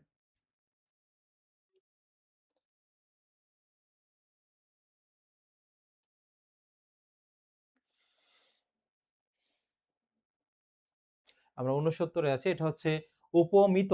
আমি যদি উপমিত সমাসের একটা উদাহরণ দিই, সেটা হচ্ছে ফুলকুমারী, ফুল কুমারী। উপমিত মানে ব্যাসবাক্যটা মিথ্যা হবে। মিথ, এই যে মিথ মানে হচ্ছে পৌরাণিক কাহিনী, সেখানে সবগুলো তো সত্য থাকে না, মিথ্যা থাকে। তাহলে ফুল পূর্বপদ আর কুমারী হচ্ছে পরপদ। ফুল গোলাপ ফুল, আর কুমারী মানে যে মেয়ের এখনো বিয়ে হয়নি। তাহলে একজন মানুষ আর এক ফুল কখনো এক জিনিস হতে পারে না। তাহলে পূর্বপদ এবং পরপদ এটা হচ্ছে মানে সমজাতীয় জিনিস না। আর যখনই সমজাতীয় জিনিস হবে না, তখন সেটা কি হবে? উপমিত কর্মধারয় সমাস। ঠিক তেমনই ভাবে থাকতে পারে চন্দ্রমুখ।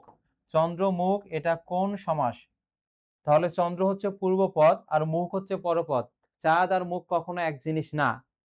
তাহলে যখন অসমজাতীয় জিনিসের মধ্যে তুলনা করা বোঝাবে, তখন সেটা উপমিত কর্মধারয় সমাস হবে।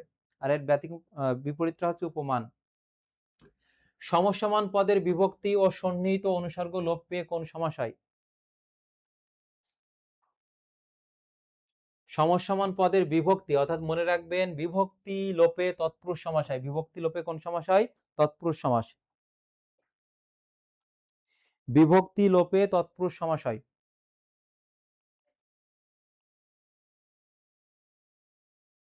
বিভক্তি লোপে তৎপুরুষ সমাস। এরপরে এক বা একাধিক ধ্বনি দিয়ে তৈরি শব্দের মূল অংশকে কি বলা হয়?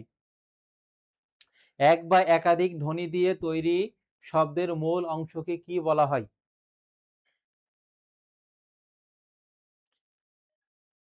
শব্দমূল হবে, সঠিক উত্তর হবে শব্দমূল। নিচের কোনগুলো বলকের উদাহরণ? এটা হচ্ছে নবম দশম শ্রেণীর বোর্ড বইয়ে সর্বশেষ যে ২১ সংস্করণ এসেছে, সেখানে কিন্তু এই অংশটা আছে, বলক। অর্থাৎ কোন শব্দকে যদি আমরা জোরালো ভাবে উপস্থাপন করতে চাই, যে এখনই এই কাজটা করতে হবে, এখনই, এই যে জোর দিয়ে উপস্থাপন করছি, কোন বক্তব্য যদি জোরালো ভাবে উপস্থাপন করতে হয়, তখন সেটা এটাকে বলা হয় কি? বলক বলা হয়। আর বলকের উদাহরণ হচ্ছে যে ই আর হচ্ছে ও। এখনই কাজটি করতে হবে, এখনই ক্লাসটি শেয়ার করতে হবে। এই যে বললাম এখনই, তারপরে ও যদি কোনো শব্দের সাথে যুক্ত থাকে, তখন সেটা বলক, বলক হিসেবে ব্যবহৃত হয় আর কি। ছেলেরা ক্রিকেট খেলে, এই বাক্যে ক্রিকেট পদটিকে কি বলা যায়? এই ক্রিকেট শব্দের মধ্যে কোনো বিভক্তি নাই, অর্থাৎ কোনো কে রে দ্বারা দেয়া কর্তৃক কিছু নাই, কোনো রস্যই বা কোনো ও নাই। অর্থাৎ এই ক্রিকেট শব্দটি হচ্ছে অলগ্ন পদ।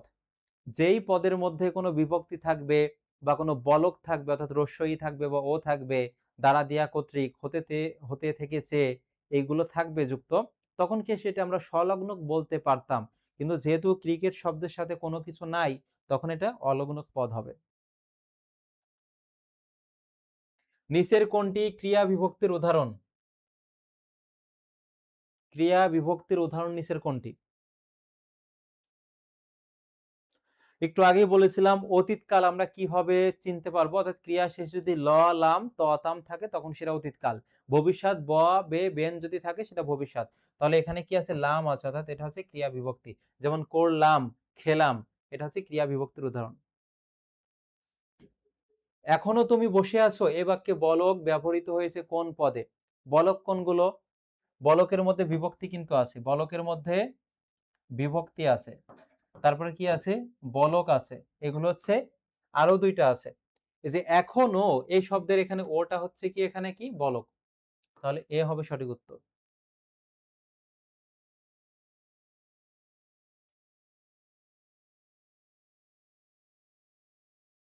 পরের প্রশ্নটি, পদের অংশ নয় কোনটি? পদের অংশ নয় কোনটি?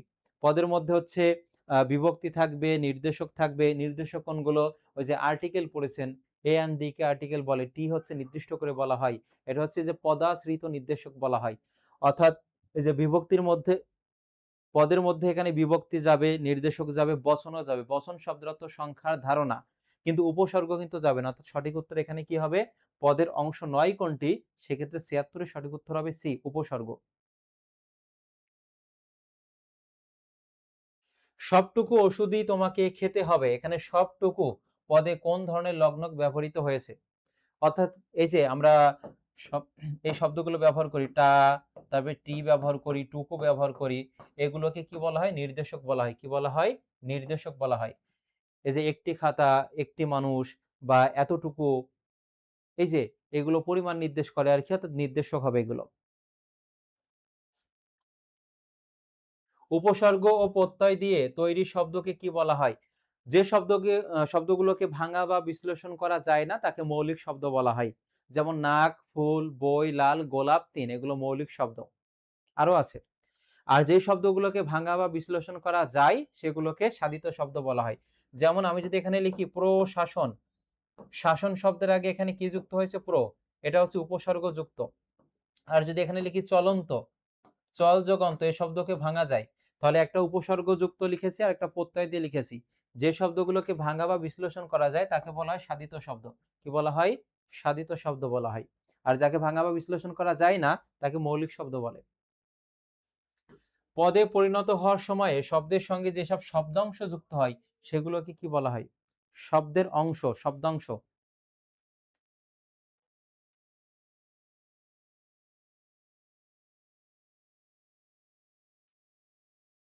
অর্থাৎ পদে পরিণত হওয়ার সময় শব্দের সঙ্গে যেসব শব্দাংশ যুক্ত হয় তাকে কি বলা হয়? লগ্নক বলা হয়। এখানে বিভক্তি থাকতে পারে, এখানে আহ তারপর হচ্ছে যেটা বলা হচ্ছে বচন থাকতে পারে, এগুলো সব হচ্ছে এই লগ্নকের উদাহরণ। প্রতিটি জনগোষ্ঠীর শব্দ ভান্ডার কোথায় সংকলিত হয়? প্রতিটা জনগোষ্ঠীর যে শব্দ ভান্ডারগুলো, তাদের যে নিজস্ব শব্দ আছে সেগুলো হচ্ছে এই যে অভিধানে। কোথায় সংকলিত হয়? অভিধানে সংকলিত হয়। নিপাতনে সিদ্ধ নিয়মটি কোন জাতীয় শব্দের জন্য প্রযোজ্য? নিপাতনে মানে কি? যা কোনো নিয়ম মানে না। সন্ধির নিয়ম আছে, যেমন স্বরসন্ধি আছে, বিসর্গ ব্যঞ্জন সন্ধি আছে, বিসর্গ সন্ধি আছে, প্রত্যেকটার আলাদা আলাদা নিয়ম আছে। কিন্তু কিছু সন্ধি আছে যেগুলো কোনো নিয়ম মানে না, সেই সন্ধি কোন জাতীয় শব্দের ক্ষেত্রে প্রযোজ্য?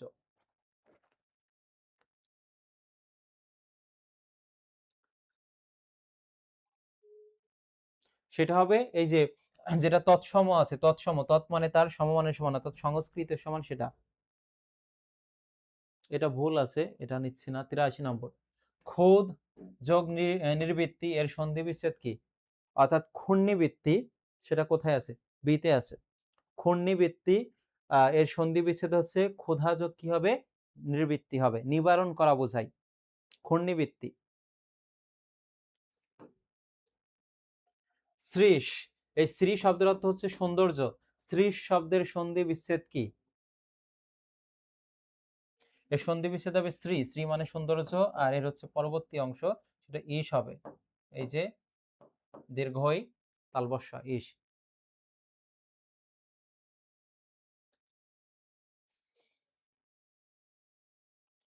সঠিক সন্ধি বিচ্ছেদ কোনটি? সঠিক সন্ধি বিচ্ছেদ কোনটি? অর্থাৎ এটা নিয়মটা একটু খেয়াল করেন। যদি কোনো শব্দের বানানের মধ্যে ও থাকে, ইও থাকে, দন্তান্ন ন থাকে, মধ্যাহ্ন ন থাকে, তাহলে এইগুলোকে উঠিয়ে দিয়ে সেখানে কি বসবে?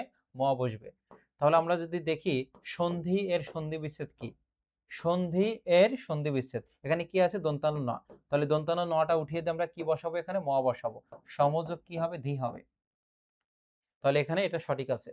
আর যদি বলা হয় সংলাপের সন্ধি বিচ্ছেদ কি? সংলাপ এর সন্ধি বিচ্ছেদ, অর্থাৎ কোন শব্দের বানানের মধ্যে যদি অনুস্বার থাকে, ইয় থাকে, দন্তান্ন না, মধ্যাহ্ন না বা অনুস্বার যদি থাকে, এইগুলোকে উঠাই দিয়ে সেখানে কি বসাবো? ম বসাবো।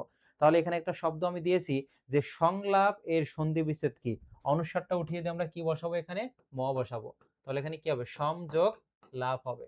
এইটা ঠিক তেমনি ভাবে অহংকার আছে, সংবাদ আছে, এগুলো একই নিয়ম। অর্থাৎ শব্দের বানানের মধ্যে এই বর্ণগুলো যদি পান, এগুলোকে উঠিয়ে দিয়ে সেখানে ম বসাবেন। অপেক্ষা শব্দের সন্ধি বিচ্ছেদ কি?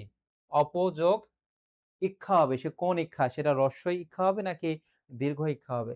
এবং এই প্রশ্নের সাথে সামঞ্জস্যপূর্ণ আছে যেমন পরীক্ষা, পরীক্ষায় সন্ধি বিচ্ছেদ কি?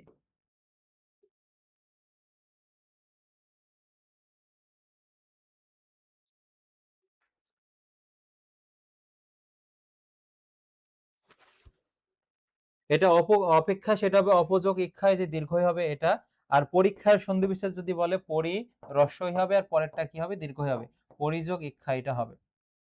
গুরুত্বপূর্ণ, খুবই গুরুত্বপূর্ণ।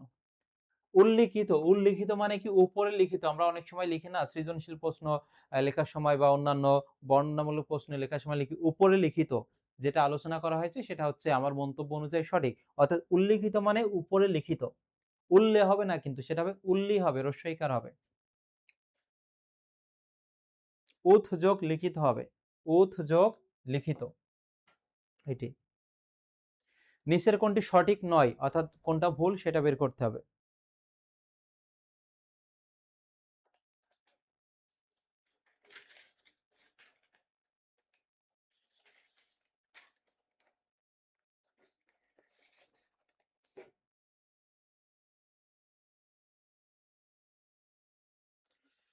অর্থাৎ সঠিক নয় কোনটা, শর্ট যোগ এই যে কি বলেছিলাম ডয়বিন্দু রস যদি থাকে তাহলে এখানে কি হবে ট হবে, ঠিক আছে। খি যোগ অ এটা ঠিক আছে, কারাগার সঠিক নয় বলেছে।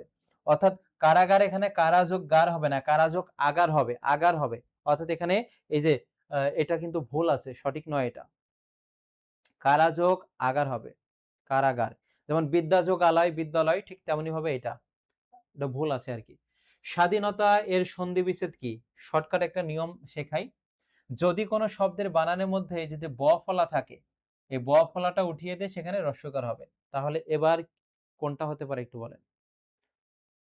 তাহলে স্বাধীনতা আছে, তাহলে যে ব ফলাটা উঠায় এখানে কি হবে দন্তস্বর সাথে আহ রস্যকার হবে সু। আর বাকি কি থাকে?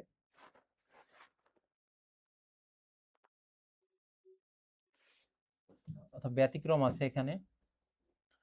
এখানে যদি বলা হয় স্বল্প, স্বল্প এর সন্ধি বিচ্ছেদ কি? তাহলে একটু খেয়াল করেন যে এই দন্তস্বর সাথে ব ফলা আছে, তাহলে ব ফলাটা উঠে এখানে কি হবে সু হবে, সু যোগ বাকি কি থাকে লয় পয়, এই যে লয় পয় লিখলাম। সন্ধি বিচ্ছেদের ক্ষেত্রে মনে রাখবেন যদি কোনো কার অবশিষ্ট না থাকে, যদি কোনো কার অবশিষ্ট না থাকে সেখানে কি বসে নীলিন বর্ণ অ বসে, সু যোগ অল্প, এটা ঠিক আছে। ঠিক তেমনি হবে তন্নি এর সন্ধি বিচ্ছেদ কি? বিগত বছরে এসেছে তন্নি এর সন্ধি বিচ্ছেদ, তাহলে ত হবে এখানে আর দন্তন্যর সঙ্গে কি আছে ব ফলা আছে, তাহলে তনু এখানে লিখবো। এই ব ফলাটা উঠে সেখানে কি হবে রস্যকার, অর্থাৎ ব ফলা যদি থাকে সেটা উঠিয়ে দিয়ে সেখানে সেই বর্ণের সাথে রস্যকার হবে। আর বাকি কি থাকে? সন্ধি বিচ্ছেদের ক্ষেত্রে যদি কোনো কার অবশিষ্ট থাকে সেটাকে পূর্ণ বর্ণে লিখতে হবে। কোন কার আছে এখানে? দীর্ঘই কার, অর্থাৎ এখানে কি হবে দীর্ঘই ই হবে, এটা তনুযোগ দীর্ঘই হবে। কিন্তু এখানে ব্যতিক্রম আছে কয়েকটা, ব্যতিক্রম গুলো পরীক্ষায় বেশি আসে, যেমনটা এটা এসেছে স্বাধীনতা এর সন্ধি বিচ্ছেদ সহযোগ কি হবে অধীনতা। এখানে আরেকটা বিষয় মনে রাখবেন, যখন দন্তস্বা থাকবে তখন তার অর্থ হবে সাথে বা সহিত, প্রিপজিশন উইথ যার অর্থ। আর যখন দন্তস্বয় ব ফলা থাকবে তখন তার অর্থ হবে নিজ বা মাইসেল। এই যে কয়েকটা ব্যতিক্রম ছাড়া সব নিয়মগুলো কিন্তু এটা, যদি কোনো শব্দের বানানের মধ্যে যে ব ফলা থাকে সে ব ফলাটা উঠিয়ে দিয়ে সে বর্ণের সাথে রস্যকার হবে, আর বাকি যে কার থাকবে সে কার সে অনুযায়ী বসবে। কিন্তু এটা এখানে ব্যতিক্রম, এটা এখানে কিন্তু ব্যতিক্রম, সহযোগ অধীনতা হবে এটা, সুযোগ অধীনতা না। স্বাধীনের ক্ষেত্রে একই রকম। মনীষা এর সন্ধি বিচ্ছেদ কি? মনীষা মেধা মনন প্রজ্ঞা এর অর্থ, এবং এর সন্ধি বিচ্ছেদ হচ্ছে মনস যোগ ঈশা হবে, মনস যোগ ঈশা। সময় নিচ্ছে না। তদ্ভব শব্দের উদাহরণ কোনটি? তদ্ভব এর আরেক নাম হচ্ছে খাঁটি বাংলা। তদ্ভব শব্দগুলো মনে রাখার জন্য একটা আমি ছন্দ দিচ্ছি। মাথায় হাত, তারপর হচ্ছে কানে দাঁত, মাথায় হাত কানে দাঁত, কানে তো কখনো দাঁত হয় না, জাস্ট ছন্দ দিয়ে মেলানোর জন্য এটা দেয়া হচ্ছে। মাথায় হাত কানে দাঁত, তারপর হচ্ছে আখি চাঁদ, মাছে ভাত, মাছে ভাত। অর্থাৎ এখানে যেগুলো লিখেছি এগুলো হচ্ছে তদ্ভব শব্দ, এর আরেক নাম হচ্ছে খাঁটি বাংলা। অর্থাৎ মাথা আছে, হাত আছে, দাঁত, চাঁদ, ভাত, এগুলো সব হচ্ছে কি তদ্ভব। আর এখানে তাহলে কোনটা হবে সঠিক উত্তর? আকাশ তো হবে না, তবে চন্দ্র, সূর্য, গ্রহ, নক্ষত্র সেগুলো হচ্ছে তৎসমের মধ্যে যাবে। ঢেকি সেটা তো দেশি শব্দ হবে। আর এটা তো কলম আরবির মধ্যে যাবে। ঘোড়া আছে বাকি, ঘোড়া। 91 বি না, এটা হচ্ছে ঘোড়া হবে। এখানে এই শব্দের মধ্যে কিন্তু ম্যাক্সিমাম এইগুলো হচ্ছে সঠিক উত্তর হিসেবে অপশনে থাকে, তদ্ভব বা খাঁটি বাংলা। আকাশ তো তৎসমের মধ্যে যাবে আর কি। বাহাদুর কোন দেশি শব্দ? বাহাদুর কোন দেশি শব্দ?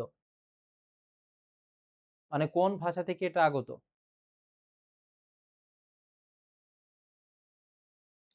যেমন বাবা আছে, বাবা আছে, দারোগা আছে, এগুলো হচ্ছে সব তুর্কি হবে, তুর্কির মধ্যে যাবে। একাডেমি কোন ভাষার শব্দ? একাডেমি কোন ভাষা থেকে আগত? একাডেমি। 93 আছি আমরা।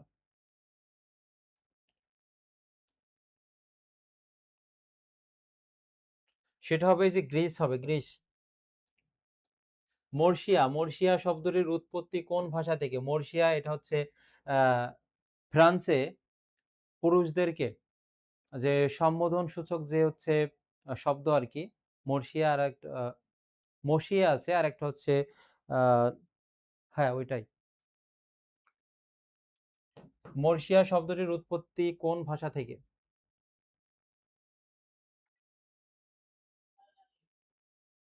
সেটা হচ্ছে যে আরবি হবে, আরবি। কামিজ, কামিজ শব্দটি কোন ভাষা থেকে আগত? কামিজ সেটা হচ্ছে আতা, আনারস, পেয়ারা, পেঁপে, গুদাম আছে, পাদ্রিয়া আছে, তারপরে পাউরুটি আছে, আলমারি আছে, এগুলো সব হচ্ছে পর্তুগিজ ভাষা থেকে আগত, পর্তুগিজ। ঠিক তেমনই ভাবে কামিজ শব্দটি এটা এসেছে, এটা হচ্ছে পর্তুগিজের, তো সেটা বললামই। এটা কি হবে? 95।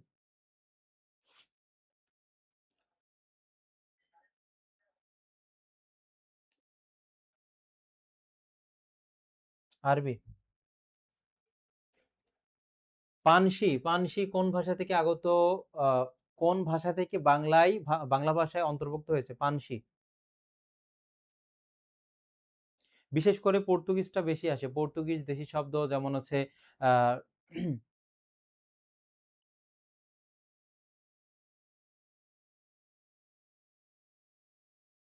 পানসি কোন ভাষা থেকে আগত শব্দ? এটা হচ্ছে ইংরেজি। বিস্কুট কোন ভাষা থেকে আগত? বিস্কুট এটা হচ্ছে ইংরেজি হবে। এখানে ব্যাখ্যা দেওয়ার মতো আর কিছু নাই। অঞ্চল শব্দটি কোন শ্রেণীর? অঞ্চল শব্দটি কোন শ্রেণীর বা কোন ভাষা থেকে আগত? এটা পারার কথা।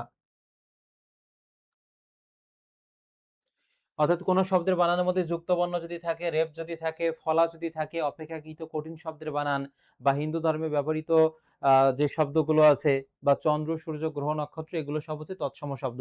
এখানে এটা খেয়াল করেন, যুক্ত বর্ণ আছে, অর্থাৎ এটা কি হবে? তৎসম হবে। তৎ মানে তার, সমমানের সমান, অর্থাৎ সংস্কৃতে সমানকে বলা হয় তৎসম। চকমক, চকমক শব্দটি কোন ভাষা থেকে এসেছে?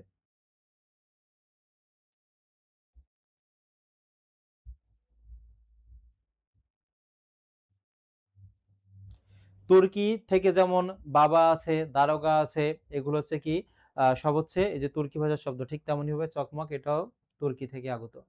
পুলিশ শব্দটি কোন ভাষা থেকে আগত? পুলিশ,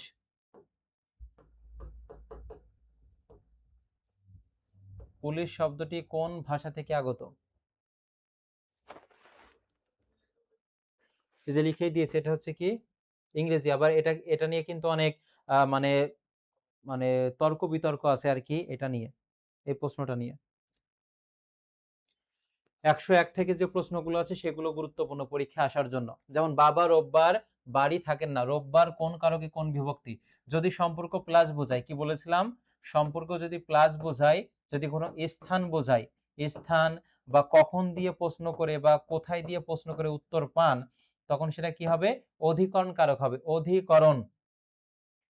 এই যে রোববার একটা কি বোঝাচ্ছে? সময়কে বোঝাচ্ছে, সময়ও যদি বোঝায় তখন সেটা কি হবে?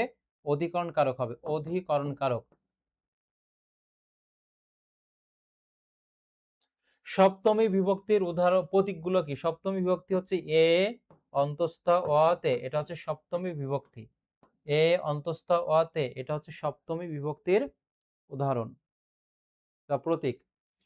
কালকের কথাটা মনে রেখো, রেখাযুক্ত পদটি কোন কারকের, অর্থাৎ কালকের, এটার নিচে দাগ ছিল, অর্থাৎ একটা সময়কে বোঝাচ্ছে। আর সময় যদি বোঝায়, কোনো স্থান বোঝায়, কখন কোথায় এগুলো দিয়ে, বা সম্পর্ক যদি প্লাস বোঝায়, তখন সেটা কি হবে? অধিকরণ কারক হবে। কি হবে? অধিকরণ কারক।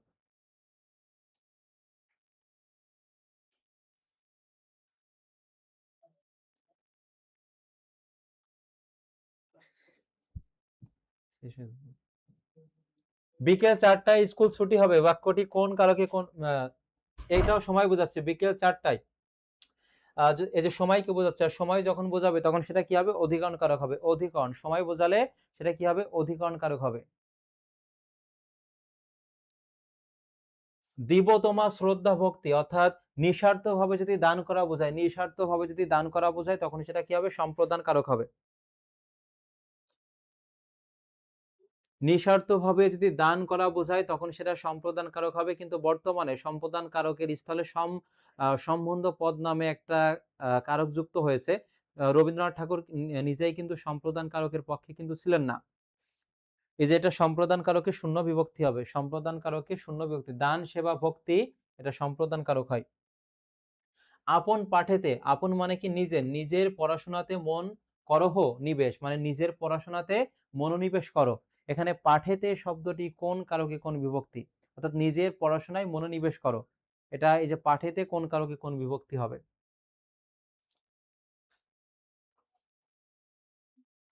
অর্থাৎ এই যে পড়াশোনার সাথে তুমি যখন মানে এখানে বলছে, তুমি যখন বইয়ের সাথে মানে সম্পর্কটা হয়ে যাবে, তাহলে বইয়ের সাথে সম্পর্কটা কি হচ্ছে? প্লাস হচ্ছে।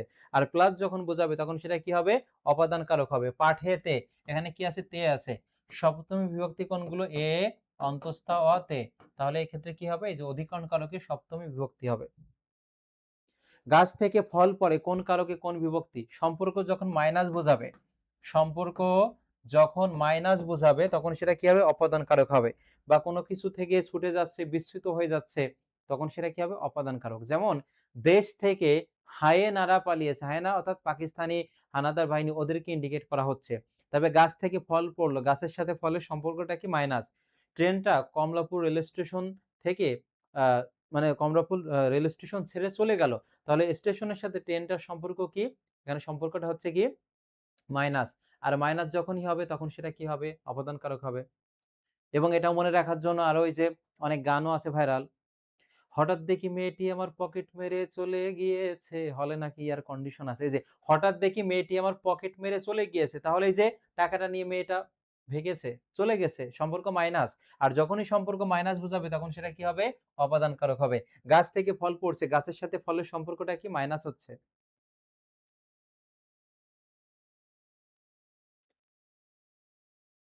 বাঁশি বাজাই, বাক্যটি বাঁশি শব্দটি কোন কারকে কোন বিভক্তি?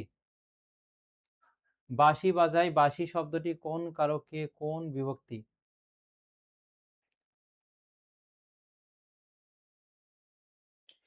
সাধারণত কি বা কাকে দিয়ে প্রশ্ন করে, কি বা কাকে দিয়ে প্রশ্ন করলে আমরা কাকে পাই? কি বা কাকে দিয়ে প্রশ্ন করলে কর্মকে পাওয়া যায়। তাহলে এখানে যদি প্রশ্ন করি কি বাজাই, তাহলে খুব সহজে আমরা উত্তর কিন্তু পাচ্ছি। সেক্ষেত্রে এটা কি হবে? কর্মে শূন্য হবে। কি বা কাকে দিয়ে যদি প্রশ্ন করি, সাধারণত, সব ক্ষেত্রে না, এটা কর্মকে পাবো। এখানে যদি প্রশ্ন করা হয় কি বাজাই, বাঁশি বাজাই, উত্তর পাওয়া যাচ্ছে, কর্মকারক হবে। বাক্যের প্রতিটি শব্দের অন্বয় সাধনের জন্য, অন্বয় মানে কি? সম্পর্ক, সম্পর্ক সাধনের জন্য যে সকল বর্ণ যুক্ত হয়, তাদেরকে কি বলা হয়? যে সকল বর্ণ যুক্ত হয় তাদেরকে কি বলা হয়? এটা হচ্ছে বিভক্তি। অন্যায় মানে বাক্যের প্রতিটা শব্দের সাথে যখন সম্পর্ক যুক্ত করা হয় এই বিভক্তিগুলো দিয়ে, বিভক্তি কোনগুলো? যেমন কে রে, দ্বারা দিয়া কর্তৃক, হতে থেকেছে, এ অন্তস্থাতে, তবে র এর, এগুলো হচ্ছে বিভক্তি, এগুলো সম্পর্ক যুক্ত করে আর কি। যোজকও তো যুক্ত করার কাজ করে, কিন্তু এটা প্রতিটা শব্দের সাথে সম্পর্ক যুক্ত করে। সম্বন্ধ পদে কোন বিভক্তি যোগ হয়? সম্বন্ধ পদে কোন বিভক্তি যুক্ত হয়? ষষ্ঠী বিভক্তি, অর্থাৎ র বা এর। মনে রাখবেন, এই সম্বন্ধ পদে র বা এর বিভক্তি যুক্ত হয়। কবর কবিতায় কবির নামের কোন বানানটি সঠিক, অর্থাৎ এখানে জসিমউদ্দিন নামের বানানটা সঠিক কোনটা সেটা বের করতে হবে। যদিও এখানে সঠিক উত্তরটা অপশন ওইভাবে নাই, বানানটা হবে সঠিকটা এই যে এটা জসিম উদ, তারপর হবে কি এই যে দিন হবে, অর্থাৎ এই যুক্ত আকারে এটা কি হবে, এটা বিযুক্ত অবস্থায় হবে আর কি। এখানে যুক্ত অবস্থায় আছে, যুক্ত অবস্থায় বর্তমান যে বোর্ড বইগুলো আছে সেখানে কিন্তু এই যে বিযুক্ত অবস্থায় আছে আর কি।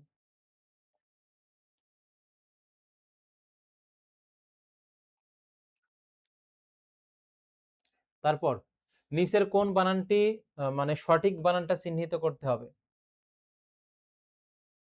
একটা হচ্ছে পূর্বাহ্ন বানান আছে, পূর্বাহ্ন, মধ্যাহ্ন, আর একটা আছে অপরাহ্ন, এই তিনটা বানান সঠিক। পূর্বাহ্ন মানে হচ্ছে সূর্য কোন দিকে ওঠে, পূর্ব দিকে ওঠে, নিচ থেকে উপরে ওঠে, এই জন্য মনে রাখবেন এই নটা কোথায় হবে, নিচে হবে। মধ্যাহ্ন মানে কি দুপুর বেলা, সূর্যের অবস্থানটা কোথায় থাকে, মাঝ বরাবর থাকে, এই জন্য মনে রাখবেন এই নটা হবে মাঝ বরাবর। আর অপরাহ্ন মানে কি, একেবারে মানে সন্ধ্যার আগ মুহূর্ত, সূর্য পশ্চিম দিকে অস্ত যায়, অর্থাৎ তার অবস্থানটা কোথায় থাকে, নিচে থাকে, নটা কোথায় থাকবে, নিচে হবে। ঠিক তেমনি ভাবে এখানে বলেছে কোন বানানটি সঠিক, এই যে অপরাহ্ন বানানটা, এটা ঠিক আছে। নিচের কোন বানানটি শুদ্ধ নয়, নয় বলেছে, প্রশ্নটা ভালোভাবে পড়বেন যে নয় আছে কিনা।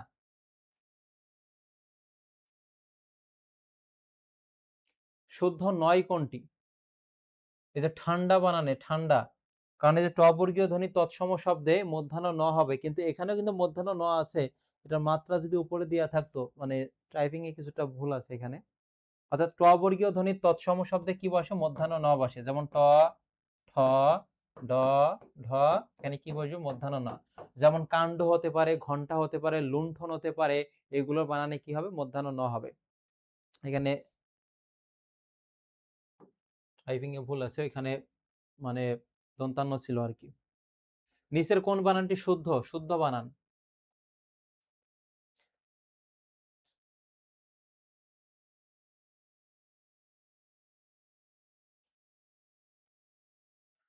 শ্বশ্রু বানান তো এটা হবে।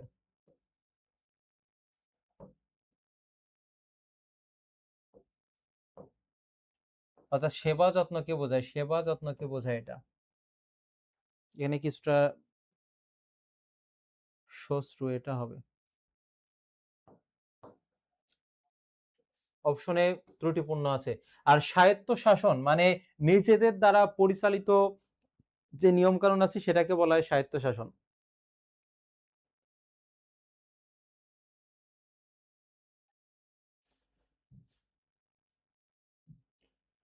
কোন বানানটি অশুদ্ধ, অশুদ্ধ বানান খুঁজে বের করতে হবে। সমীচীন বানান দুইটাই হচ্ছে দীর্ঘইকার, এটা ঠিক আছে। উদীচী বানান ঠিক আছে, কিন্তু অনাথিনী বানান এটা কিন্তু ভুল আছে। অনাথিনী বানান হবে, একটা হচ্ছে হ্রস্বইকার হবে, একটা হচ্ছে দীর্ঘইকার হবে, এটা সঠিক উত্তর। আর বাকিগুলো সবই ঠিক আছে, সমীচীন বানান দীর্ঘইকার, পতিচী উদীচী ঠিক আছে, কিন্তু অনাথিনী বানান দুইটাই দীর্ঘইকার, এটা ভুল, একটা হ্রস্বইকার একটা দীর্ঘইকার হবে। আর এইখানে আমরা যদি বলি যে স্বায়ত্ত শাসন, এই সয় ব ফলা দ্বারা কিন্তু নিজকে বোঝায়, নিজ বা মাইসেলফকে বোঝায়, অর্থাৎ যে স্বায়ত্তশাসিত বিশ্ববিদ্যালয়গুলো বলা হয় নিজেদের নিয়ম কানুনে তারা পরিচালিত হয় আর কি, অর্থাৎ এটা কিন্তু এখানে সঠিক আছে। আর শ্বশ্রু বানান, এটা প্রথমটা হচ্ছে র ফলা হবে, তারপর হচ্ছে রস্যকার হবে, অর্থাৎ এই যে শাশুড়ি বোঝায় আর কি এর অর্থ। বানান রীতিতে শুদ্ধ শব্দগুচ্ছ কোনটি, এই ধরনের প্রশ্ন অনেক সময় দেয় যে একটা অপশনেই সঠিক উত্তর একটা হবে, কিন্তু 3 থেকে 4টা সঠিক উত্তর মানে একটা অপশনের মধ্যে থাকবে আর কি, এমন।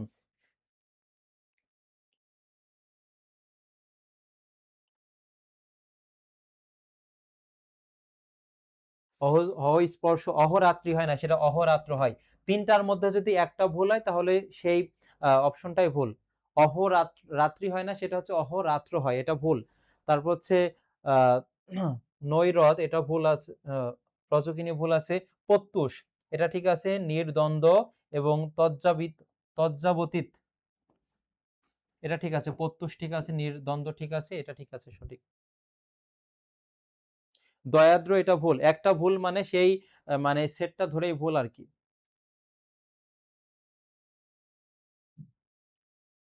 অশুদ্ধ বানান কোনটি? বৃশ্চিক একটা রাশির নাম বলে আর কি, যে কন্যা রাশি বলে বা অনেকগুলো রাশি আছে, তার একটা রাশি হচ্ছে যে বৃশ্চিক রাশি। পিপীলিকা বানানটা ঠিক আছে, বিদ্রূপ ঠিক আছে। শিরচ্ছেদ, এটা কি ঠিক আছে? শিরচ্ছেদ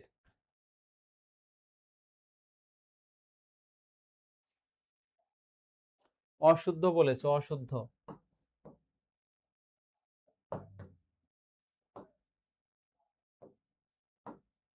এটা হবে নাকি হচ্ছে এটা হবে? কোনটা হবে এই দুইটার মধ্যে?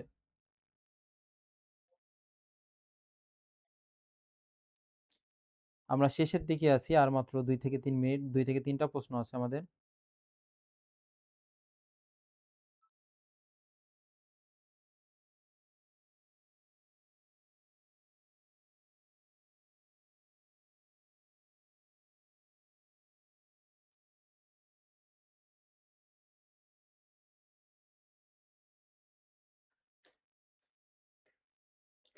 তাহলে ভুল বলেছে, এটা হচ্ছে শিরচ্ছেদ, এটা ঠিক আছে। কোনটি ঠিক বানান? অভূতপূর্ব। এই যে অদ্ভুত বানান আছে, অদ্ভুত বানানের যে ভূত আছে, অদ্ভুত বানানের যে ভূত আছে, এই ভূত বাদে বাকি যত ভূত আছে সব ভূত বানানে দীর্ঘকার হবে।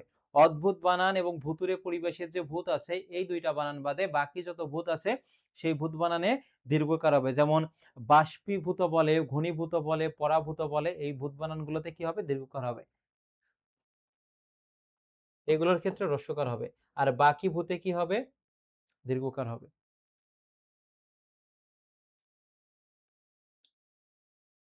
যেমন অভূতপূর্ব, এখানে তয়বা ফলা হবে না, অভূতপূর্ব এটা ঠিক আছে। অদ্ভুত বানান এখানে হ্রস্বকার। এখানে বলেছে ঠিক বানান কোনটা? অভূতপূর্ব এই বানানটা এখানে ঠিক আছে। এখানে সবগুলোতে এই দুটো তো একই রকম মনে হচ্ছে। তয়বা ফলা এখানে হবে না, সেক্ষেত্রে এখানে তয়বা ফলা আছে যেহেতু, সেক্ষেত্রে আমরা ডি নম্বর উত্তর হিসেবে নিতে পারি। দুইটা বিষয় মনে রাখবেন, অদ্ভুত বানানে যে ভূত আছে, যে ভয়স্রুতা ভূত, এবং বলাই ভুতুরে পরিবেশ, এই দুইটা বানানে হ্রস্বকার হবে। আর বাকি যত ভূত আছে সেই ভূতে কি হবে? দীর্ঘকার হবে।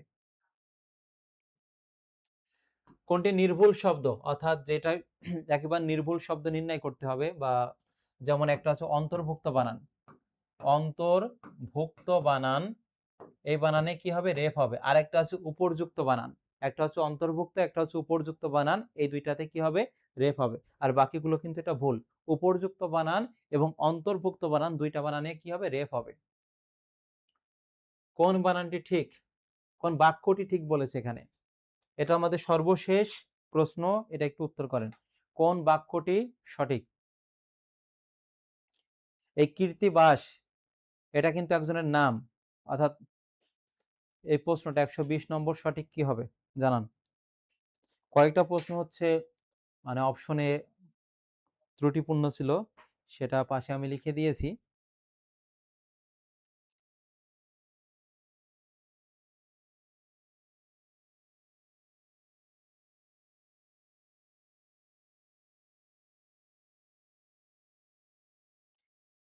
128 না 120 নম্বর এটা। কীর্তিবাস বাংলা রামায়ণ রচনা করেছেন, এখানে বানানগুলো আমাদেরকে খেয়াল করতে হবে যে বাংলা বানান এটা কিন্তু ভুল আছে, তাহলে এটা আমরা আগে থেকে বাদ দিয়ে দিই। বি, বাংলায় এটাও বাদ। তাহলে আমাদের উত্তর হবে এ এবং ডি এর মধ্যে যে কোনো একটা। রামায়ণ বানান অন্তস্থ এর পরে মধ্যাহ্ন ন হবে, এটাও ঠিক আছে, এটাও ঠিক আছে। কিন্তু এই যে কীর্তিবাস,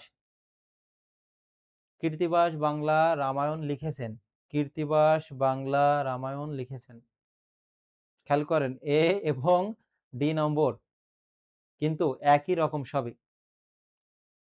এ এবং ডি দুইটাই উত্তর হবে। এক্ষেত্রে আপনাদের আমি যেটা বলবো, যদি এরকম দুইটাই সঠিক হয় তাহলে যেটা শুরুর দিকে থাকে সেটাকে উত্তর হিসেবে বেছে নিতে হয়। এটাও সঠিক, এটাও সঠিক, কিন্তু শুরুর দিকে যেটা থাকে সেটাকে উত্তর হিসেবে বেছে নিতে হয়।